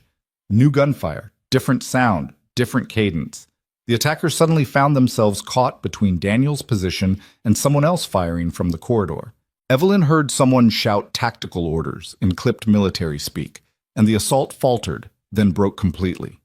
When the smoke cleared, Daniel stood in the ruined doorway, his weapon still raised, facing a woman in tactical gear who matched him move for move in a frozen standoff. "Stand down, Ghost," the woman said, her voice cool and professional. "We're friendlies." "Prove it." She lowered her weapon fractionally and pulled something from her vest. A badge, official and legitimate. "Call sign Phoenix, sent by Colonel Ashford. You requested extraction 15 minutes ago. We're here." Daniel lowered his weapon slowly, tension draining from his shoulders. "Took you long enough." Traffic was hell. Phoenix looked past him to where Evelyn stood, taking in the scene with quick assessment. "This the asset?" "She's not an asset, she's my wife." Daniel's voice carried an edge of warning. "And she doesn't leave my sight. That's non-negotiable." Phoenix's eyebrow raised slightly. "Seems like the lines got blurry, Ghost. That could be a problem." "Then it's my problem to manage." Daniel turned to Evelyn. "Phoenix and her team are going to secure this location. We're getting out before whoever's left of the assault team regroups." Evelyn looked at the bodies scattered in the corridor, the destruction, the blood. Then she looked at Daniel, the man she'd married on a whim, who'd just fought through a building full of killers to protect her and the secrets her father left behind. "Who are you?" she asked for the second time that night. Daniel met her eyes, and in them she saw exhaustion, regret, and something like resignation. "Former Special Operations Commander Daniel Park, retired from a unit you've never heard of that handles problems the government can't officially acknowledge. I spent 15 years hunting threats in places that don't exist, eliminating targets who'd never see trial. I was the best at what I did, and what I did has more blood on it than I'll ever wash away. The truth, finally, complete and unvarnished." "And now?" Evelyn asked softly. "Now I'm just a man trying to protect the people he cares about, starting with you." Daniel extended his hand. "Come on. We need to move before this gets worse." Evelyn took his hand, felt the calluses and strength and steadiness of it, and let him lead her out of the shattered safe room into whatever came next. Behind them, Phoenix directed her team through cleanup operations with military efficiency. The building would be secured. The bodies would disappear. Official reports would tell whatever story needed to be told to keep the truth buried. But the truth had a way of surfacing anyway. And as Daniel and Evelyn emerged into the Manhattan night, police lights painting everything in alternating colors of red and blue, both of them knew the same thing without having to say it aloud. The mask had fallen. The lies were over. And whatever happened next would be built on the foundation of who they actually were, not who they'd pretended to be for 3 months of careful distance. The question was whether that foundation could bear the weight of everything that was still coming, the enemies still circling, the secrets still hiding in Ghost Protocol files, and the increasingly real feelings developing between two people who'd started this as nothing but a convenient arrangement. The storm had broken. Now they just had to survive it. The safe house was 30 miles outside Manhattan, buried in the kind of suburban anonymity that made it perfect for hiding people who needed to disappear. Phoenix's team had swept them out of Hart Technologies before NYPD could ask questions that had no good answers, loading them into unmarked vehicles that melted into city traffic like they'd never existed. Evelyn sat in the safe house's kitchen at 4 in the morning, watching Daniel clean weapons at the table with the mechanical efficiency of someone who'd done it 10,000 times. Dr. Marsh was asleep upstairs, sedated by a medic who'd appeared and vanished without introduction. Michael Chen had been taken to a private hospital, not the kind that asked questions about gunshot wounds. "You should rest," Daniel said without looking up from the disassembled pistol in front of him. "You've been running on adrenaline for 6 hours. When it crashes, you'll crash hard." "Can't sleep. Every time I close my eyes, I see those men storming the building, see you moving through them like—" She stopped, unsure how to finish the sentence. "Like a killer?" Daniel's voice was flat. "That's what I was trained to be. What I was very good at being." "That's not what I was going to say." Evelyn wrapped her hands around a coffee mug that had gone cold an hour ago. "I was going to say, like someone who'd done it so many times, it was muscle memory, and that's almost more frightening than the violence itself." Daniel finally looked up, his dark eyes unreadable. "You want me to apologize for keeping you alive? I want you to help me understand who I actually married, because the man I proposed to 3 months ago doesn't exist, does he? That was just a cover, a role you were playing." "Yes and no." Daniel set down the gun parts and leaned back in his chair. "The cover was real enough. I really am a single father trying to give my daughter a normal life. I really do want to stay invisible and avoid the kind of attention that gets people killed. But you're right that I wasn't being completely honest about why I needed those things. So be honest now. All of it. No more operational security or classified restrictions. If we're going to survive what's coming, I need to know exactly who I'm dealing with." Daniel was silent for a long moment, his fingers drumming on the table in a rhythm that might have been nervous energy or tactical calculation. Finally, he began to speak, his voice low and measured. "I joined the military at 18, Special Forces at 22. By 25, I was being recruited for a unit that doesn't have an official name or designation. We handled situations where plausible deniability was more important than success metrics, targeted eliminations, intelligence gathering in hostile territories, operations that would start wars if they ever came to light." He paused. "I was good at it. Too good. I could get into places no one else could reach, eliminate targets no one else could touch, and disappear before anyone knew I'd been there. They called me Ghost because that's what I was. A phantom that enemy combatants whispered about but could never prove existed." Evelyn felt cold despite the safe house's heating. "How many people did you kill?" "I stopped counting after 50. By the time I retired, the number was well into triple digits." He said it without inflection, but she could see the weight of it in his posture. Most of them were legitimate threats. Terrorists planning attacks, arms dealers selling weapons to groups that would use them on civilians, but some, his jaw tightened. Some were targets I was told were threats, but later turned out to be inconvenient witnesses or political obstacles. By the time I figured that out, I'd already pulled the trigger. That's when you tried to get out. That's when I started asking questions I wasn't supposed to ask. And one of those questions led me to your father's company, to Project Sentinel and the technology he was building. I was assigned to provide security consultation, but really I was there to assess whether Hart Technologies was a threat to national security or a valuable asset worth protecting. And what did you conclude? Daniel's smile was bitter. I concluded that your father was a genius who'd created something so dangerous that multiple governments wanted it, and none of them could be trusted with it. The AI surveillance systems, the autonomous targeting protocols, the global reach, put together, Sentinel was basically a god machine that could track, analyze, and eliminate any target anywhere in the world. And your father was selling access to the highest bidder. So you tried to shut it down. I tried to report it through proper channels, filed classified reports with my commanding officers, went up the chain of command as far as I could go. Daniel's expression hardened. And then people started dying. My unit commander, 2 analysts who'd helped me compile evidence, a congressional staffer who was asking questions about Hart Technologies contracts, all of them, officially, accidents or natural causes. But I knew better. You realized the operation went higher than you thought. I realized that Project Sentinel had protection at levels I couldn't reach, Pentagon, State Department, maybe higher, and that anyone who threatened it would be eliminated, regardless of their service record or clearances. He met her eyes. That included me. So I did what I do best.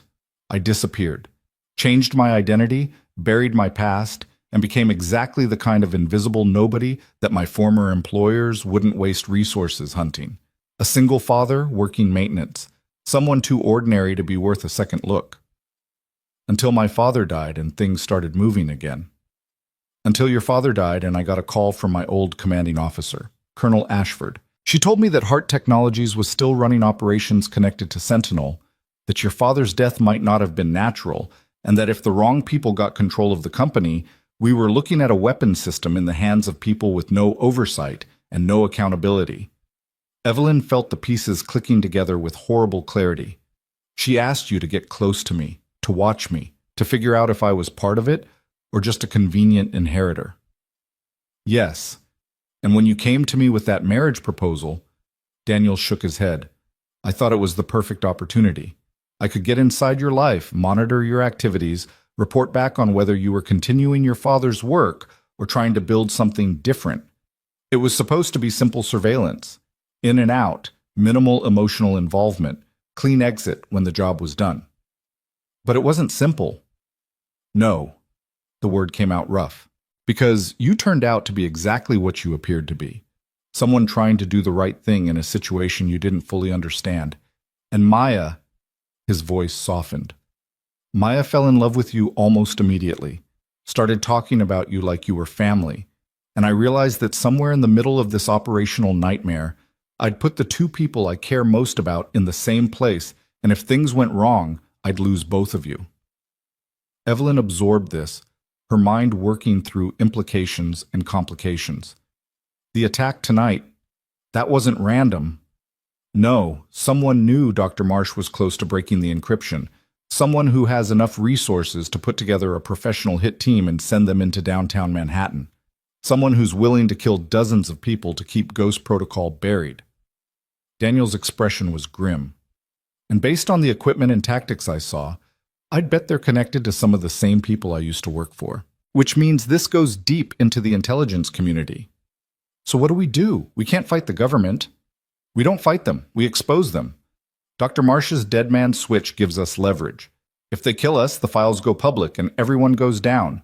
So we negotiate from a position of mutually assured destruction. We offer them a deal. We keep quiet about what your father built. And in exchange, Sentinel gets permanently shut down, the client list stays buried, and Hart Technologies gets cleaned up without prosecution. They'll never agree to that. The technology is too valuable. They will if the alternative is worse. Daniel pulled out his phone, the secure one she'd seen him use before. Phoenix isn't just extraction support. She's Ashford's second-in-command. Between the three of us, we have enough evidence and testimony to prove that Project Sentinel exists, that it's been used for illegal operations, and that multiple officials across several agencies have been complicit in covering it up. That's not just a scandal. That's the kind of revelation that ends careers and triggers congressional investigations. You do that? Expose your own people? They stopped being my people when they started killing innocents to protect their interests. And they definitely stopped being my people when they put you in danger. Daniel stood, moving to the window to check the perimeter with habitual caution. I made a choice 3 months ago when I married you. I told myself it was just operational cover, but somewhere along the way it became real. You became real, and I'm not letting you get destroyed by the same system that tried to destroy me. Before Evelyn could respond, footsteps on the stairs announced Dr. Marsh's arrival. The older man looked terrible, pale, exhausted, his hands still trembling slightly from shock and sedatives wearing off. I heard voices, he said quietly. Couldn't sleep anyway. Every time I close my eyes, I see them coming through the door. That's normal, Daniel said, his tone gentler. It'll fade, eventually. Will it? Marsh sank into a chair. I'm a mathematician. I work with encryption and algorithms. I'm not built for violence. No one's built for violence, Dr. Marsh. We just adapt or break. Daniel returned to the table. But you did something important tonight. You broke encryption that was supposed to be unbreakable. You got us leverage that might be the only thing keeping us alive. That took courage. Or stupidity. I'm still not sure which. Marsh pulled the portable drive from his pocket, staring at it like it might bite him. This thing has cost people their lives. It's going to cost more lives before this is finished. Maybe I should just destroy it. End this whole nightmare. Can't do that, Evelyn said firmly. The backup you created is our insurance policy. Without it, we're just witnesses who can be eliminated quietly. With it, we're problems that create bigger problems if we disappear. She's right, Daniel agreed. The question is what we do with the information. We could go public, leak it to journalists, trigger investigations, bring down everyone involved. But that destroys Hart Technologies and probably ruins your life in the process. Or we use it as leverage to force a negotiated settlement. Shut down the dangerous operations, clean up the company, and let the guilty parties retire quietly rather than facing prison. That's not justice, Evelyn said. No, it's pragmatism. Justice would be satisfying but ultimately counterproductive. Half the names on that client list are people running countries we depend on for security cooperation. Foreign intelligence services that share information that saves American lives. Defense contractors who build equipment our military needs. Bringing them all down doesn't make the world safer. It just creates chaos that someone worse fills. Evelyn wanted to argue, wanted to insist that exposure and accountability mattered more than stability. But she'd spent enough time running a defense contractor to know that Daniel was probably right. The world ran on compromises and gray areas, not clear moral lines. There's another option, she said slowly. We take over. Not just Hart Technologies, but the whole network. We use my position as CEO and your connections to Ashford's people to convert Project Sentinel from a criminal enterprise into something legitimate, something with oversight and accountability. We don't destroy the technology, we reform how it's used. Daniel and Marsh both stared at her. That's ambitious, Daniel said finally. Also probably impossible. Why? The infrastructure exists, the technology works. The problem isn't the tool, it's how it's being controlled and who benefits from it. What if we changed that? Made it transparent, put it under independent review boards, used it to protect people instead of just protecting interests? You're talking about reforming a system that's been corrupt for decades, that has buy-in from some of the most powerful people in government and industry. Daniel's tone was skeptical, but not dismissive. They won't let you just walk in and take over. They will if the alternative is exposure and prosecution. We make them an offer, cooperate with the reform, accept the new oversight structures, or we release everything and let the investigations begin. Some will fight, some will probably try to kill us. But enough will see the pragmatic choice and take it. Marsh was nodding slowly. It could work. If you had the right legal framework, the right political cover, He stopped. You'd need congressional support. Senate Intelligence Committee, at minimum. Someone with enough clout to provide air cover when the pushback starts. I know someone, Daniel said quietly. Senator Morrison. She's been trying to reform intelligence oversight for years but never had enough evidence to push past institutional resistance. Give her Ghost Protocol files and a plan for legitimate reform, and she'd probably back it. Especially if it means putting her name on something that makes headlines for the right reasons instead of the usual partisan nonsense. So we have leverage, we have a plan, and we potentially have political support. Evelyn felt something like hope stirring beneath the exhaustion. What we don't have is time. Whoever ordered that attack isn't going to wait patiently while we organize a reform movement. They'll come at us again, harder and with more resources. Which is why we move first. Daniel pulled out his phone. I call Ashford. We set up a meeting with everyone who needs to be in the room. Her, Morrison, whatever DoD officials we can trust. We lay out what we know, what we have, and what we're offering. And we do it in the next 48 hours before our enemies have time to regroup. That's a very tight timeline. Tight timelines are how you win. Keep moving. Keep your enemies reactive. Don't give them time to organize proper resistance. Daniel looked at her seriously. But Evelyn, you need to understand what you're signing up for here. If we do this, you're not just cleaning up your father's company. You're declaring war on some of the most dangerous people in the world. They'll come after you personally. They'll dig into every aspect of your life looking for leverage, and they absolutely will try to kill you if they think they can get away with it. They already tried that tonight. Didn't work out well for them. Tonight was a tactical assault by hired professionals. What comes next will be subtler: character assassination, legal challenges, accidents that look like accidents. His jaw tightened. They'll go after Maya, use her as leverage against me, use me as leverage against you. Then we protect each other. That's what partners do. Evelyn stood, moving to where Daniel sat. You've been protecting me since before I knew you were protecting me. Now it's time for me to step up. This is my company, my responsibility, my father's mess to clean up. And I'm not doing it alone anymore. I'm doing it with you. Daniel looked up at her, and something shifted in his expression, the careful control slipping enough to show vulnerability beneath. You realize this means our marriage stops being fake. If we're partners in this, if we're facing these threats together, we can't maintain the distance we've been keeping. We'll need to actually trust each other, actually depend on each other. I know. Evelyn reached out, her hand finding his. And somewhere in the last 6 hours, I realized I already do trust you. Maybe that's stupid. Maybe I'm being naive. But when you stood between me and armed killers, when you laid out everything you'd done and who you'd been without flinching, when you talked about protecting Maya like she was the only thing that mattered, I saw who you really are. Not the cover identity, not the operational ghost, but the actual person underneath. And I trust that person. Daniel's fingers tightened around hers. I spent 15 years learning not to feel too much, not to get attached, not to let emotions compromise operational effectiveness. But you, he stopped, seeming to struggle for words. You got past all of that. You and Maya both. And now I'm in this for reasons that have nothing to do with duty or missions or protecting national security. I'm in this because I can't imagine walking away from you, either of you. The admission hung between them, raw and honest. Marsh cleared his throat awkwardly. I'll just go check on... I'll be upstairs. He fled, leaving them alone in the safe house kitchen as dawn started painting the windows in shades of gray and gold. Evelyn remained standing close to Daniel, their hands still linked, the careful walls they'd built over 3 months crumbling in the face of shared danger and hard truths. So what do we do now?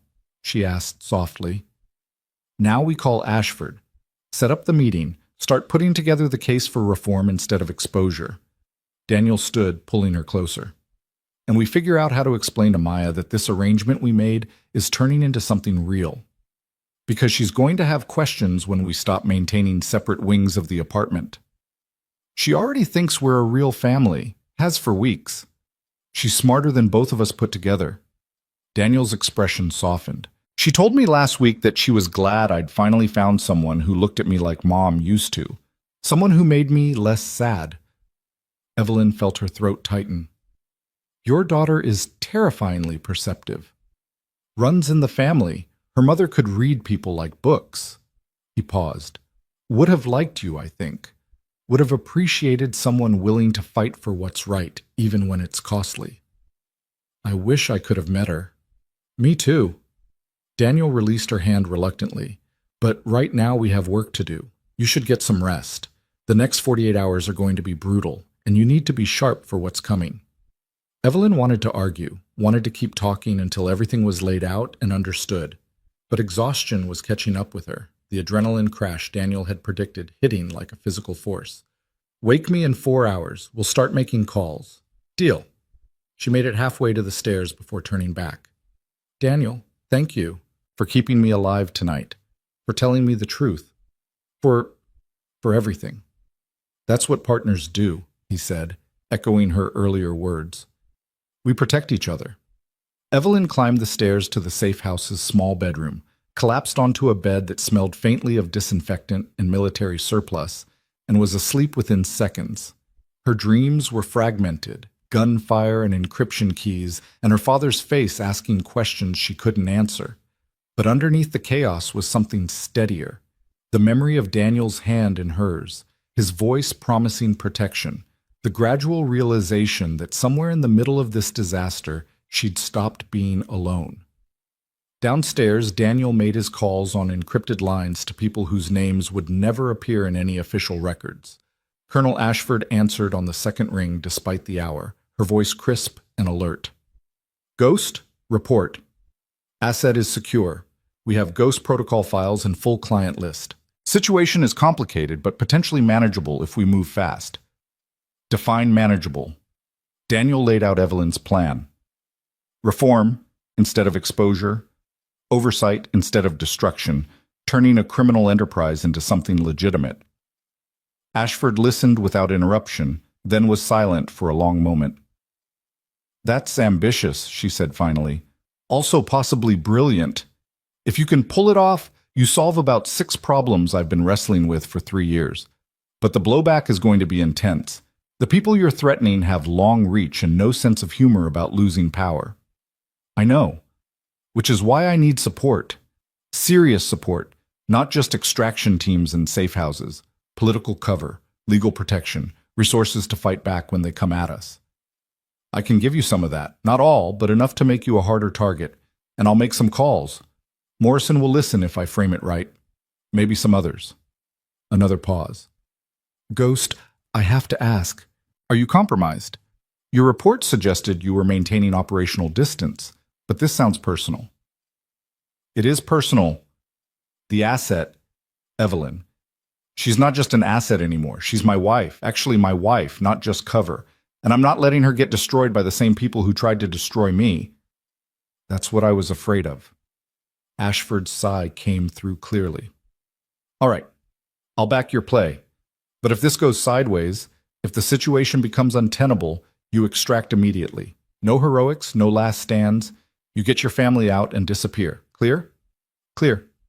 Good. I'll have preliminary meetings set up by noon. Be ready to move fast. And Ghost? Don't let your feelings make you stupid. You're one of the best operators I've ever worked with. I'd hate to lose you because you forgot that emotions are liabilities in our line of work. Noted. Daniel ended the call and sat in the growing daylight, thinking about liabilities and assets and the strange mathematics that turned 3 months of convenient arrangement into something worth dying for. Outside, the suburban neighborhood was waking up, commuters heading to jobs, kids waiting for school buses, the normal rhythm of lives that had nothing to do with classified weapons programs or kill lists or the violent intersection of power and profit. Daniel watched it all through the safe house window and wondered if he and Evelyn would ever get to join that normal world, or if they were too stained by the things they'd learned and done to ever wash completely clean. His phone buzzed with a text from Phoenix. Cleanup complete. Official story is gas leak caused structural failure. No evidence of assault. Your tracks are covered. Another buzz. This one from an unknown number. You should have stayed dead, Ghost. Coming back was a mistake. One will correct soon. Daniel deleted the text but memorized the number for tracing later. Threats were expected. What mattered was whether they came from people with the resources to follow through. And based on everything he'd seen, the answer was almost certainly yes. The war was just beginning. The first shots had been fired, the opening moves made. Now came the hard part, building alliances, exposing enemies, and trying to reform a system that didn't want to be reformed. And doing it all while protecting the 2 people who'd somehow become more important than missions or orders, or the careful operational distance that had kept him alive for 15 years. Daniel checked his weapons again, ran through contingency plans in his mind, and waited for Evelyn to wake up so they could start fighting the next battle together. Because that's what they were now, partners, allies, a team built on shared danger and growing trust. The marriage that had started as cold convenience was becoming something real, forged under fire and sealed in the kind of truth that only emerged when people stopped hiding from each other. Whether that would be enough to survive what was coming remained an open question. But for the first time in years, Daniel found himself believing it might be. That maybe, despite everything, there was still room in this violent world for people trying to do the right thing, even if the right thing might get them killed. 4 hours of sleep felt like 4 minutes when Phoenix shook Evelyn awake with military efficiency and a cup of coffee that tasted like it had been brewed to strip paint. The sun was fully up now, streaming through the safe house windows with the kind of cheerful indifference that made the previous night's violence feel almost surreal. Ashford wants you on a secure video call in 20 minutes, Phoenix said, her tone brooking no argument. Ghost is already prepping downstairs. You'll want to look presentable. Senator Morrison is joining the call, and first impressions matter. Evelyn forced herself upright, her body protesting every movement. She'd fallen asleep in her clothes, which were now wrinkled and stained with smoke residue from the building assault. I don't suppose there's a change of clothes available. Bathroom. Someone pulled your size from department store security tags. Phoenix's expression remained neutral. Welcome to the world of off-book operations. We're very thorough. 20 minutes later, showered and dressed in clothes that fit suspiciously well, Evelyn descended to find the safe house's living room transformed into a makeshift command center. Daniel sat at a laptop connected to equipment that definitely hadn't come from any retail store, his expression focused. Dr. Marsh hovered nearby, the portable drive clutched like a talisman. Ready? Daniel asked, glancing up at her arrival. As I'll ever be. Evelyn took the seat beside him, close enough that their shoulders touched. The casual proximity felt natural in a way it hadn't 3 months ago.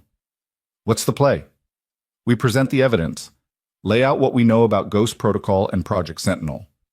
Explain the scope of the corruption and the danger of leaving things as they are. Then we offer the reform plan as an alternative to full exposure. Daniel's fingers moved across the keyboard, pulling up files and documentation. Ashford is on our side. Morrison will be skeptical, but potentially sympathetic. The wild card is whoever else they bring to the call. Could be allies. Could be people looking for ammunition to use against us. Comforting. Welcome to politics. It's messier than combat and twice as dangerous. He initiated the connection, and the laptop screen split into multiple video feeds.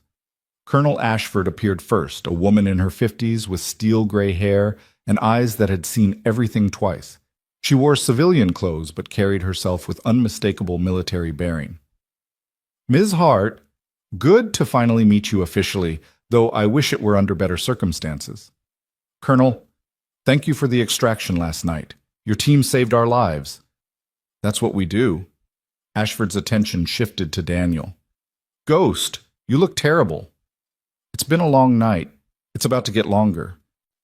Another video feed activated, showing Senator Catherine Morrison, mid-60s, with the kind of face that suggested she'd fought hard battles and won most of them. Senator, thank you for joining on short notice. Colonel Ashford doesn't call in favors lightly. When she says something's urgent, I listen. Morrison's gaze fixed on Evelyn with sharp intelligence. Ms. Hart, I knew your father, not well, but enough to know he played in some very dark waters. I'm hoping you're not following his path. I'm hoping to correct it, actually.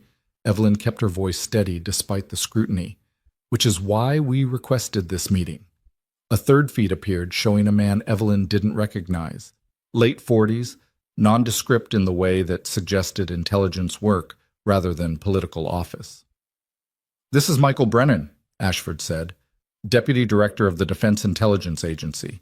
He's read into some aspects of Sentinel and has clearance for this conversation. Some aspects, Brennan repeated dryly, which I'm gathering is about to expand considerably. Ms. Hart, Mr. Park, convince me why I shouldn't have you both arrested for possessing classified information you clearly shouldn't have. Daniel leaned forward slightly. Because the information we possess proves that multiple officials in your agency and others have been complicit in selling illegal surveillance technology to foreign powers and domestic actors with no oversight. And because if you try to arrest us, our insurance policy triggers and every major news organization in the country gets copies of Ghost Protocol files that will make Watergate look like a parking ticket. The silence that followed was profound. Finally, Morrison spoke. That's quite a claim. Can you back it up? Dr. Marsh? Evelyn gestured for him to step into camera view. The mathematician moved forward nervously, holding up the portable drive. This drive contains the complete Ghost Protocol files. Client lists, transaction records, operational details for Project Sentinel deployments across 17 countries. Some of those deployments were authorized, most were not. And the people who authorized or facilitated the unauthorized uses include Pentagon officials, sitting senators, foreign intelligence services, and private contractors operating with implicit government protection. Marsh's voice grew steadier as he shifted into technical mode. The encryption your people used was excellent, but not unbreakable. I verified the authenticity through cross-referencing with known operations and public records. This is legitimate, and it's damning. Brennan's expression had gone very still. If what you're claiming is true, releasing this information would compromise active operations, endanger intelligence assets, and destabilize relationships with allied nations. The damage would be catastrophic. Which is why we're not releasing it, Evelyn said. We're offering an alternative. Reform instead of exposure. Accountability instead of scandal. A chance to turn Project Sentinel from a criminal enterprise into something legitimate and properly overseen. Explain, Morrison commanded. Evelyn took a breath and launched into the pitch she and Daniel had refined over the past few hours. Hart Technologies would be restructured under independent oversight. Project Sentinel would be brought into the light with congressional review and constitutional safeguards. The client list would be used to negotiate shutdowns of illegal operations and repatriation of compromised systems. Those who cooperated would face internal discipline rather than prosecution. Those who resisted would be exposed. You're asking for amnesty, Brennan said flatly. For people who've committed treason. We're asking for pragmatism, Daniel countered. Burning down the entire system feels satisfying but accomplishes nothing except creating power vacuums that worse actors fill. We've all seen what happens when intelligence networks collapse without managed transitions. This gives you a controlled demolition instead of an explosion. And what do you get out of this?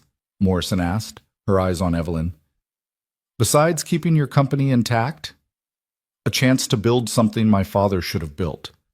A defense contractor that actually defends rather than exploits. Technology that protects people instead of just protecting profits. Evelyn met the senator's gaze steadily.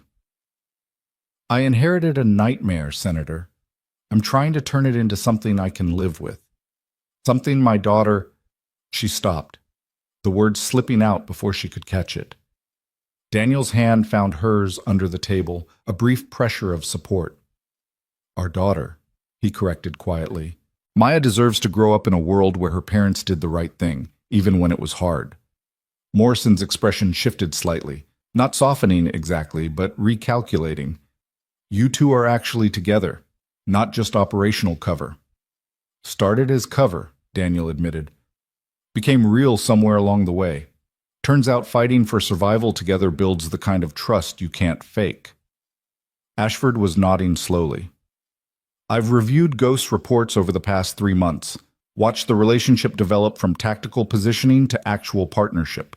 It's complicated things operationally, but it also means Ms. Hart has someone with serious tactical experience protecting her interests. That's not insignificant given the enemies she's about to make. About those enemies, Brennan interjected. You're proposing reform that would expose some very powerful people to very uncomfortable questions. They won't go quietly. They'll fight back with every resource available. Legal challenges. Media campaigns. And if those fail, more direct methods. Are you prepared for that level of sustained opposition? We survived last night, Evelyn said. We'll survive what comes next.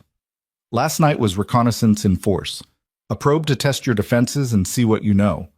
What comes next will be coordinated, well-funded, and absolutely ruthless. Brennan's tone was matter-of-fact. I've seen good people destroyed by the kind of forces you're threatening. Careers ended. Reputations ruined. Families torn apart. You sure you want this fight? Evelyn thought about her father's legacy, the brilliant man who'd built an empire on moral compromises that eventually consumed him. Thought about Daniel's 15 years serving a system that had tried to kill him when he questioned its ethics. Thought about Maya asking when Evelyn would read to her again, innocent and trusting in a world that was neither. Yes, she said firmly, I'm sure. Morrison exchanged glances with Ashford and Brennan, some unspoken communication passing between them. Finally, the senator spoke. All right, here's what I can offer. Congressional cover through the Intelligence Committee. I'll position this as a voluntary reform initiative by Hart Technologies in cooperation with oversight bodies. That gives you political protection and makes it harder for your enemies to move against you openly.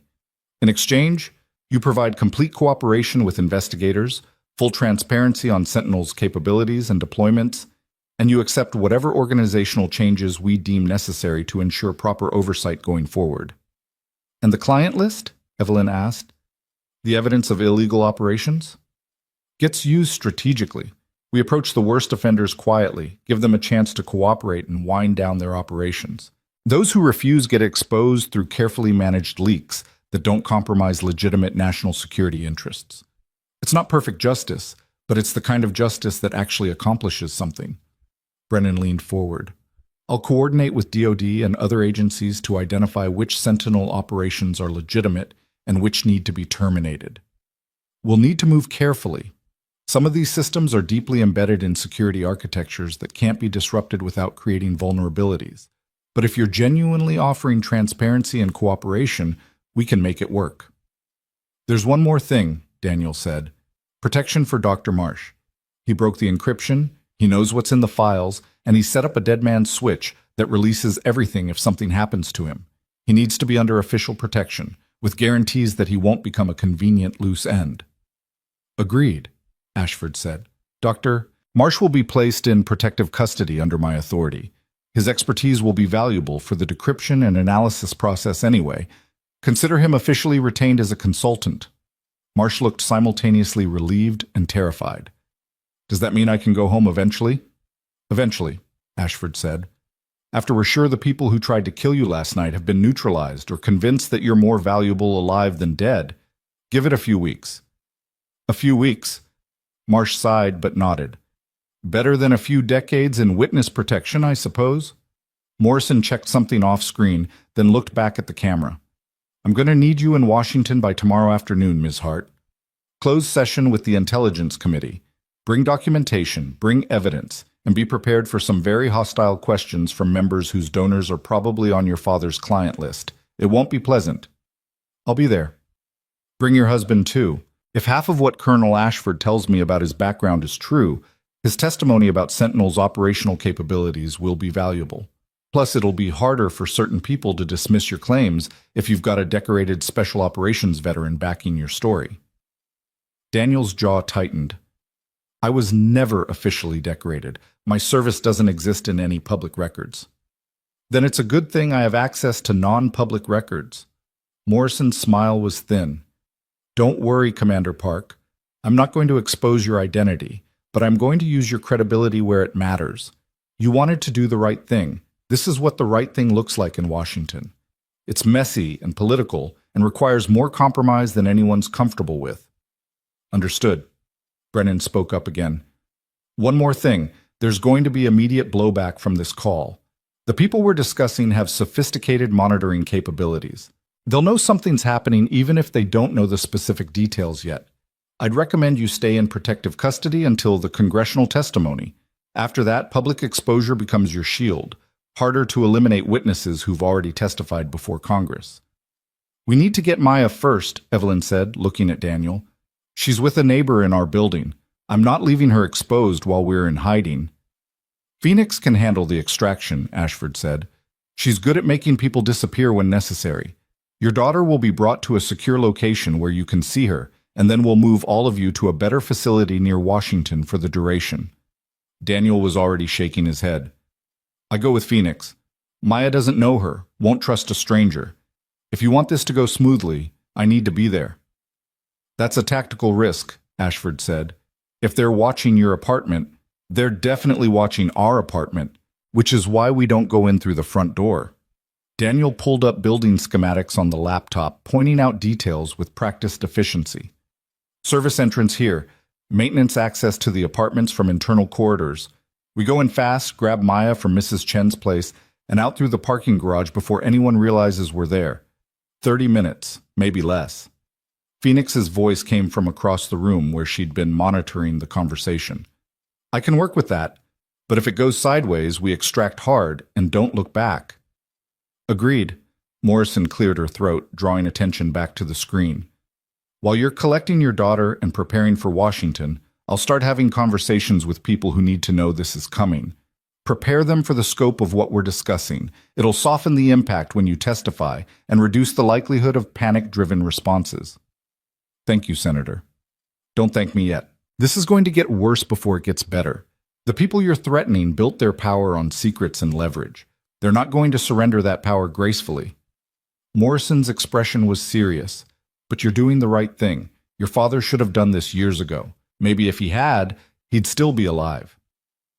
The implication hung in the air that Raymond Hart's death hadn't been the random heart attack the official reports claimed. Evelyn had suspected as much for months, but having it confirmed by a U.S. senator made it real in a new and terrible way. "Did you know," she asked quietly, "that my father's death wasn't natural?" Morrison hesitated, then nodded slowly. "I suspected. The timing was too convenient, coming right when he was starting to have doubts about some of his clients. But I couldn't prove anything, and by the time I might have been able to investigate, you'd inherited, and the whole situation was in flux. I'm sorry. I should have pushed harder. You're pushing now. That's what matters." Evelyn felt Daniel's hand tighten around hers again, a silent offer of support. "We'll be in Washington tomorrow. Ready to testify, ready to fight, ready to finish what my father started. The right way this time."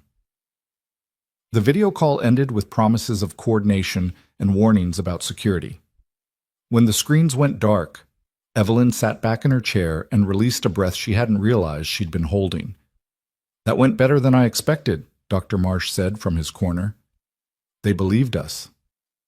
They believed us because the evidence is irrefutable, and because exposure would damage them almost as much as it would damage the people we're targeting," Daniel corrected. "Don't mistake pragmatic alliance for trust. We're useful right now. That can change quickly if circumstances shift." "You're very cynical for someone who just helped negotiate a deal to reform government corruption." "I'm realistic. There's a difference." Daniel stood, stretching muscles that had been still for too long. "Phoenix, how fast can we move on the extraction?" "Give me 2 hours to scout the building and confirm approach vectors. Then we go." Phoenix was already gathering gear with efficient purpose. "Ashford's sending additional support. 2 more operators to provide perimeter security while we're inside. We'll be in and out before anyone knows we're there." "Maya's going to have questions," Evelyn said quietly, "about why we're suddenly moving her, why strangers are involved. What's happening?" Daniel's expression softened. "I'll explain what I can in terms she'll understand. She's used to moving quickly when I tell her it's necessary. She trusts me." "She trusts us," Evelyn corrected. "She told me last week that she was glad I married you because it meant she got a mom again. She's going to expect us to act like actual parents, not convenient partners." "Then that's what we'll be." Daniel moved to stand in front of her, his hands finding her shoulders. "I know this isn't how either of us planned this marriage to go. I know we're being forced into something real by circumstances rather than choice. But Maya deserves parents who actually care about each other, who actually want to be together. Can you do that? Can you commit to this being real, not just for the testimony or the political cover, but because it's what we actually want?" Evelyn looked up at him, seeing past the tactical operator and careful ghost to the man underneath. The father who read bedtime stories, the husband who'd stood between her and bullets, the partner who'd trusted her with truths that could destroy him. Somewhere in 3 months of careful distance and forced proximity, he'd become essential, not convenient. Essential. "Yes," she said simply. "I can commit to that. I want to commit to that." Daniel's smile was rare and genuine. "Good, because I was really hoping you'd say that." He kissed her then, not dramatically, not with the desperate intensity of people who thought they might die tomorrow, but with the steady certainty of people who decided to build something permanent. It was a promise and a commitment and an acknowledgement that whatever happened next, they were facing it together. When they broke apart, Phoenix was pointedly studying the ceiling while Dr. Marsh looked anywhere but at them. "If you're quite finished," Phoenix said dryly, "we have an extraction to plan in approximately 8 hours before people start wondering where you disappeared to." The extraction went smoothly because Daniel had planned it with the kind of meticulous attention to detail that came from 15 years of operations where mistakes meant death. They entered through the service access, moved through maintenance corridors that bypassed security cameras, and reached Mrs. Chen's apartment without encountering resistance. Maya was watching cartoons when they arrived, safe and oblivious to the danger that had been circling around her. When she saw Daniel, she launched herself at him with the enthusiasm of a 6-year-old who hadn't seen her father in nearly 24 hours. "Daddy, where were you? Mrs. Chen said you had work, but you're never gone this long and I was getting worried and—" She stopped mid-sentence as she noticed Evelyn behind him. "Evelyn, did you and Daddy have an adventure without me?" "Something like that," Evelyn said, kneeling to Maya's level. "We need to go on another adventure now. Somewhere safe where we can all be together. Does that sound okay?" Maya's eyes lit up. "Like a vacation? Can we go to the beach?" "I've never been to the beach." "Not quite a beach. More like a secure facility in Virginia. But there will be time for beaches later, I promise." Daniel was already gathering Maya's essentials. Her favorite stuffed animal, the book they'd been reading, clothes for a few days. "But right now, we need to move quickly. Can you be brave and quiet like we practiced?" Maya nodded seriously, understanding that when her father used that tone, arguing wasn't an option. "I can be so quiet, you won't even know I'm there." "That's my girl." They moved back through the corridors, Phoenix on point and Daniel carrying Maya with Evelyn close behind. The parking garage extraction point was clear, the vehicle waiting with engine running. They were loading in when Evelyn heard the sound, a car door opening somewhere in the garage's shadows, footsteps approaching with purposeful intent. "Contact," Phoenix said quietly, her weapon already tracking the source. "Don't engage unless fired upon." A figure emerged from between parked cars, Thomas Whitmore, looking significantly less polished than usual. His suit was rumpled, his expression desperate. "Evelyn?" "Thank God. I've been looking for you everywhere. We need to talk." Daniel shifted position, putting himself between Whitmore and Maya. "This isn't the time, Thomas." "There's no more time. Don't you understand? They know you have the files. They know you're planning to expose everything. And they've decided that if they can't stop you quietly, they'll do it loudly and blame it on corporate rivalry gone wrong." Thomas took a step closer, his hands raised in what might have been surrender or appeal. "I tried to warn you. Tried to get you to back away from investigating your father's projects, but you wouldn't listen, and now you're here making dramatic speeches in parking garages," Evelyn finished coldly. "What do you want, Thomas?" "I want you to understand that I was trying to protect you. Your father, he brought me into the client network years ago, made me part of the distribution system for Sentinel Access. I didn't want to be involved, but the money was too good, and the threats were too real if I refused.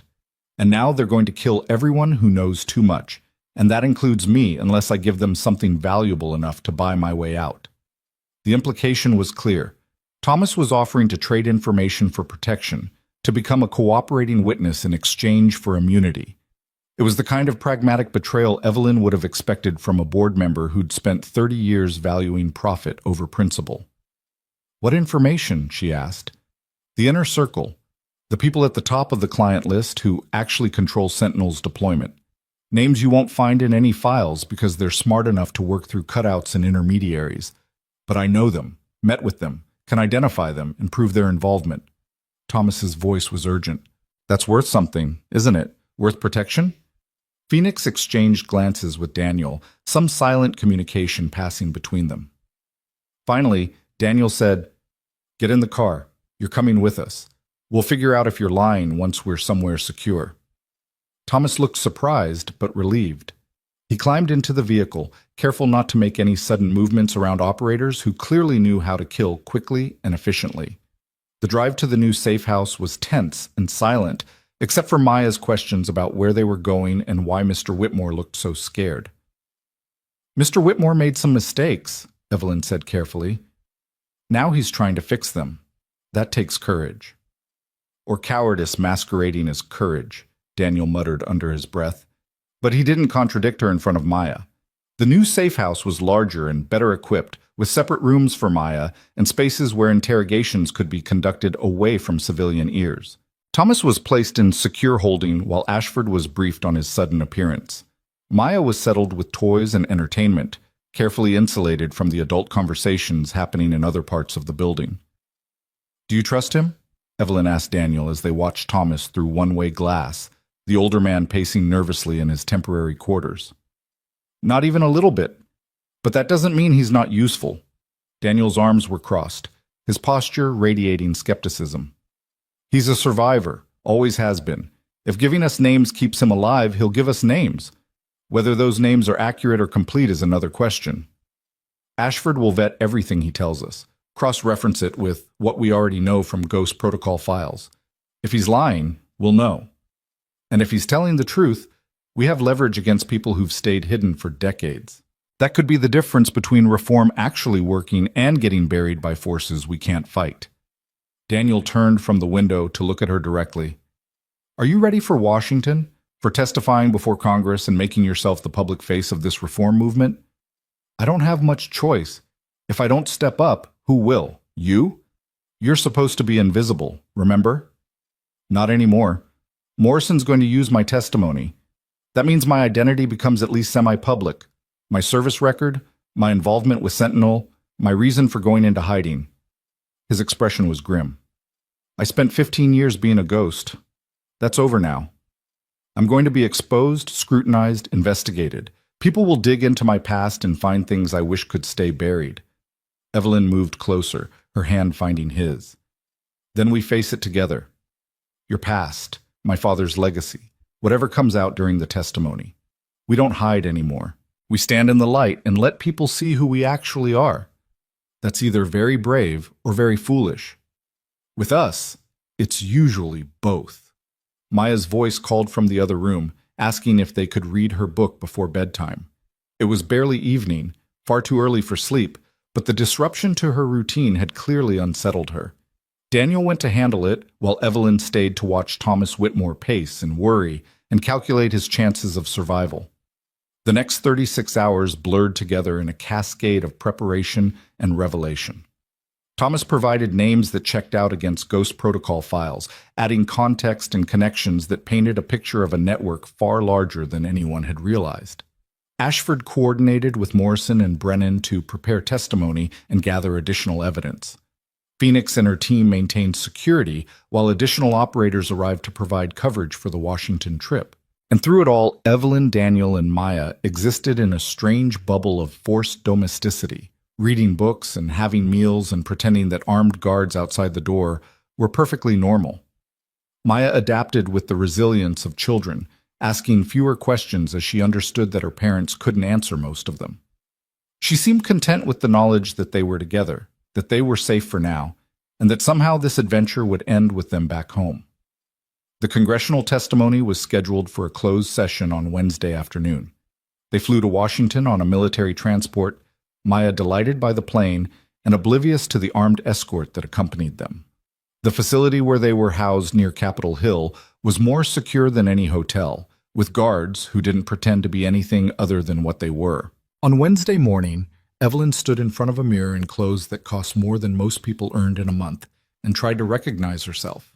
She looked like a CEO about to testify before Congress. She felt like an imposter who'd stumbled into a role she wasn't qualified to play. You look perfect, Daniel said from the doorway. He wore a dark suit that made him look less like a janitor and more like what he actually was, a professional who'd operated at the highest levels of classified operations. Confident, competent, exactly like someone who can handle whatever questions they throw at you. I'm terrified. Good. Fear keeps you sharp. It's when you stop being afraid that you make mistakes. He crossed to her, adjusting her collar with the same careful precision he applied to everything.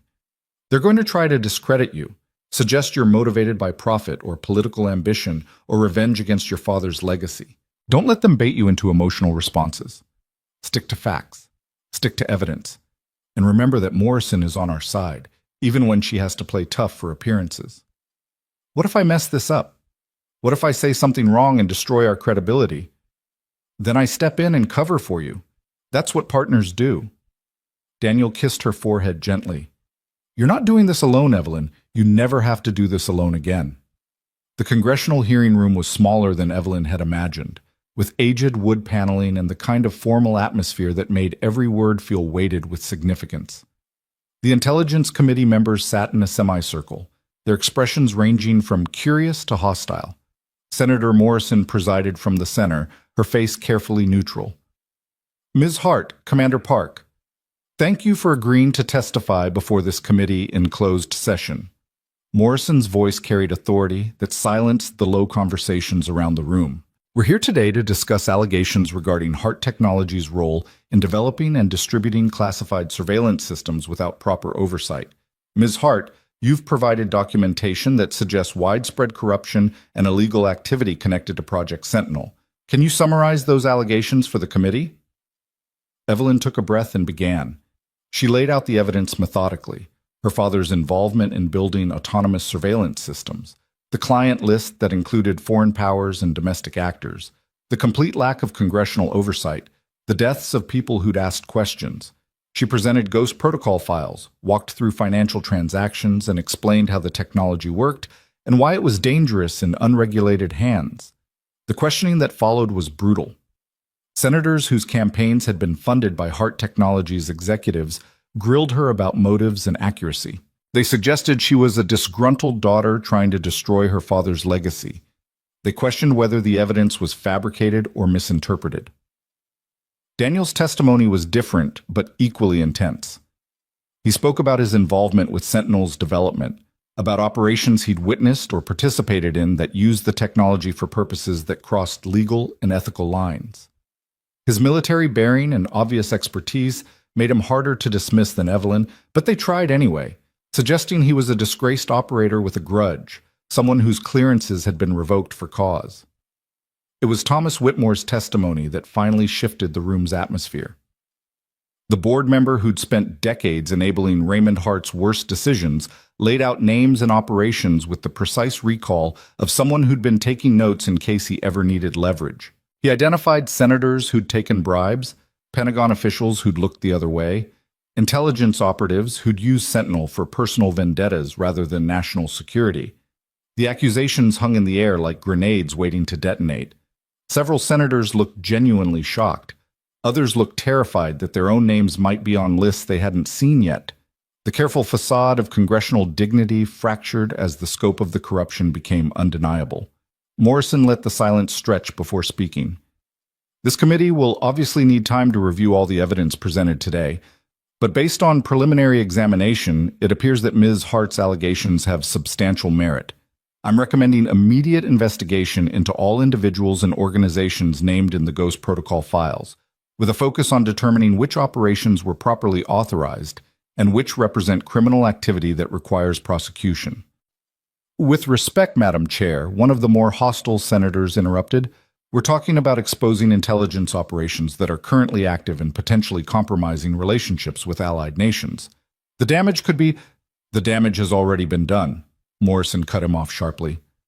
What we're discussing now is how to mitigate that damage through managed reform, rather than letting it explode into public scandal that destroys the intelligence community's credibility entirely.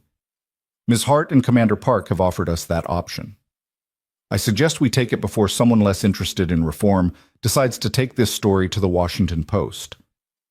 The threat was clear and effective. After another hour of questioning and debate, the committee voted to accept the reform proposal with oversight provisions even stricter than what Evelyn had originally suggested. Hart Technologies would be restructured under independent review. Project Sentinel would be systematically dismantled with components either brought into proper oversight or destroyed entirely. The client list would be used to negotiate shutdowns and recoveries rather than triggering immediate prosecutions, but those who refused cooperation would face full exposure. It wasn't perfect. It wasn't the clean justice Evelyn had wanted when this started, but it was real progress toward something better than what her father had built. When they emerged from the hearing room 6 hours after entering, Evelyn felt like she'd been through combat. Daniel looked equally exhausted but satisfied in a way she hadn't seen before, like he'd finally finished a mission he'd been carrying for years. "We did it," she said quietly as they walked toward the secured transport that would take them back to their facility. "We did it," Daniel agreed. "Now comes the hard part." That was the hard part. That was the opening move. The hard part is actually implementing reform while dealing with pushback from everyone who benefits from the current system. He helped her into the vehicle, his hand lingering on hers. But we have momentum now. Public testimony before Congress, even in closed session, creates a record that's hard to bury, and Morrison's backing gives us political cover to make real changes. Back at the facility, Maya was waiting with a drawing she'd made. Her family, as she saw it. Daniel and Evelyn holding hands with Maya in the middle, all of them smiling under a bright sun. It was the kind of simple, innocent art that 6-year-olds created without understanding how much it revealed about what they needed. "Do you like it?" Maya asked eagerly. "Mrs. Chen, the new Mrs. Chen, not our neighbor, said I should draw something happy because you've been doing hard grown-up work." "It's perfect," Evelyn said, kneeling to hug the little girl. "Absolutely perfect." That night, after Maya was asleep and the security teams had completed their rotations, Evelyn and Daniel sat on the facility's small balcony and watched Washington's lights spread beneath them. The city looked peaceful from this distance, hiding the power struggles and compromises and desperate deals that defined it. "When this is over," Daniel said quietly, "when the reform is implemented and the investigations are complete and we can go back to something resembling normal life, what do you want?" Evelyn thought about the question. 3 months ago, she would have said she wanted her company, her independence, her carefully controlled existence that didn't require vulnerability or trust. Now those things felt insufficient, almost hollow. "I want Maya to have a normal childhood. I want to build a company that does actual good in the world instead of just making profits. And I want this," she gestured between them, "to be real. Not because circumstances forced it, but because we chose it. Because we actually love each other and want to build something permanent together." Daniel's smile was visible even in the darkness. "I can work with that. Though the normal childhood might be challenging given that her father is a former ghost operator and her mother is about to become the face of defense industry reform. She's resilient. She'll adapt. Like her parents." They sat in comfortable silence, two people who'd started as strangers making a convenient arrangement and had become partners through shared danger and hard truths. The road ahead was still uncertain. There would be investigations and hearings, legal battles and media scrutiny, attempts to undermine the reform or neutralize the threats to powerful interests. But they would face it together, with the kind of trust that only formed when people stopped hiding from each other. 6 months later, Hart Technologies was nearly unrecognizable. The board had been restructured, with several members resigning under pressure and being replaced by appointees acceptable to the Congressional Oversight Committee. Project Sentinel had been systematically dismantled, with legitimate components brought into the light and illegal operations shut down through carefully managed negotiations that avoided public scandal. Some of the names on the Ghost Protocol client list had cooperated, accepting quiet retirement or transfer to positions where they couldn't do further damage. Others had fought back with legal challenges and media campaigns that ultimately failed when evidence proved overwhelming. A few had disappeared entirely, fleeing to countries without extradition treaties and confirming their guilt more effectively than any trial could have. Thomas Whitmore was in witness protection somewhere distant, his testimony having bought him immunity from prosecution, but not from the enemies he'd made by talking. Dr. Marsh had returned to academic life at a university far from Manhattan, his brief adventure in classified encryption becoming a story he could never tell but would never forget. And in a penthouse apartment that had been thoroughly swept for surveillance devices and rebuilt with security measures that would have impressed paranoid dictators, Evelyn and Daniel were building the life they'd accidentally discovered they wanted. "Again!" Maya demanded, bouncing on the couch with the inexhaustible energy of a 7-year-old who'd just had her birthday. "Do the voice again!" Daniel groaned dramatically, but complied, reading from the fantasy novel Maya had received as a gift, and performing character voices that made her dissolve into giggles. Evelyn watched from the kitchen doorway, coffee in hand, and felt something she hadn't expected to feel 3 months ago: contentment. Her phone buzzed with alerts from Hart Technologies. Production numbers from the Sao Paulo facility, now operating transparently and profitably without the shadow operations that had compromised it. Contract renewals from Pentagon clients who'd survived the investigation and were cautiously optimistic about the new company direction. A message from Senator Morrison about upcoming testimony regarding expansion of oversight frameworks to other defense contractors. The work was never finished. There would always be another battle to fight, another compromise to negotiate, another threat to counter. But for now, in this moment, Evelyn had something her father never found: a balance between ambition and ethics, between success and integrity. Your turn, Daniel said, handing her the book as Maya crawled into her lap. Chapter 7. The Dragon Negotiations. I'm terrible at dragon voices. You're the CEO of a defense contractor. You negotiate with Pentagon generals. Dragons are basically the same thing with scales. Evelyn laughed and started reading, Maya snuggling against her with complete trust. This was what real looked like. Not the careful distance of their first 3 months, not the operational partnership forged in crisis, but the messy, complicated, genuine family they'd built from a marriage that started as convenience and became choice. Outside, Manhattan glittered in the evening light. Somewhere in the city, Phoenix and her team maintained surveillance on threats that still circled but hadn't found openings to exploit. Somewhere in Washington, investigators were following leads from Ghost Protocol files to people who thought they'd never face consequences. Somewhere around the world, autonomous surveillance systems were being shut down, their dangerous capabilities destroyed or brought into proper oversight. The game continued. But the players had changed, and for the first time in years, the people trying to do the right thing had the power to actually accomplish something. Daniel joined them on the couch, his arm around Evelyn's shoulders, as she read about dragons and negotiations and heroes who won through cleverness rather than violence. Maya's eyes were already drooping, exhausted by birthday excitement and sugar consumption that exceeded recommended limits. "Love you," Maya mumbled sleepily. "Love you both." "Love you too, Bug," Daniel said softly. "Love you," Evelyn echoed, meaning it completely. When Maya finally fell asleep, they carried her to bed. A true bed in the actual bedroom, not the guest wing they'd maintained for show. The apartment had been reorganized months ago, the careful separation of spaces abandoned in favor of actual cohabitation. It was one bedroom they shared, one kitchen they cooked in together, one life they were building piece by piece. Later, as they prepared for sleep themselves, Evelyn looked at Daniel and asked the question that had been forming for weeks. "Do you ever miss it? The operations, the adrenaline, being Ghost instead of being Daniel Park, husband and father?" Daniel considered the question seriously. "Sometimes. Usually at 3 in the morning when I can't sleep and my brain runs through tactical scenarios for threats that don't exist anymore. But then I remember what that life cost me. Friends, relationships, any sense of stability or normalcy. And I look at what I have now, you, Maya, a chance to build something that lasts, and I know I made the right choice. Even though the choice was kind of forced by circumstances. The best choices usually are. We think we're in control, planning our lives according to some careful strategy, but really, we're just responding to circumstances and hoping we respond well." He pulled her closer.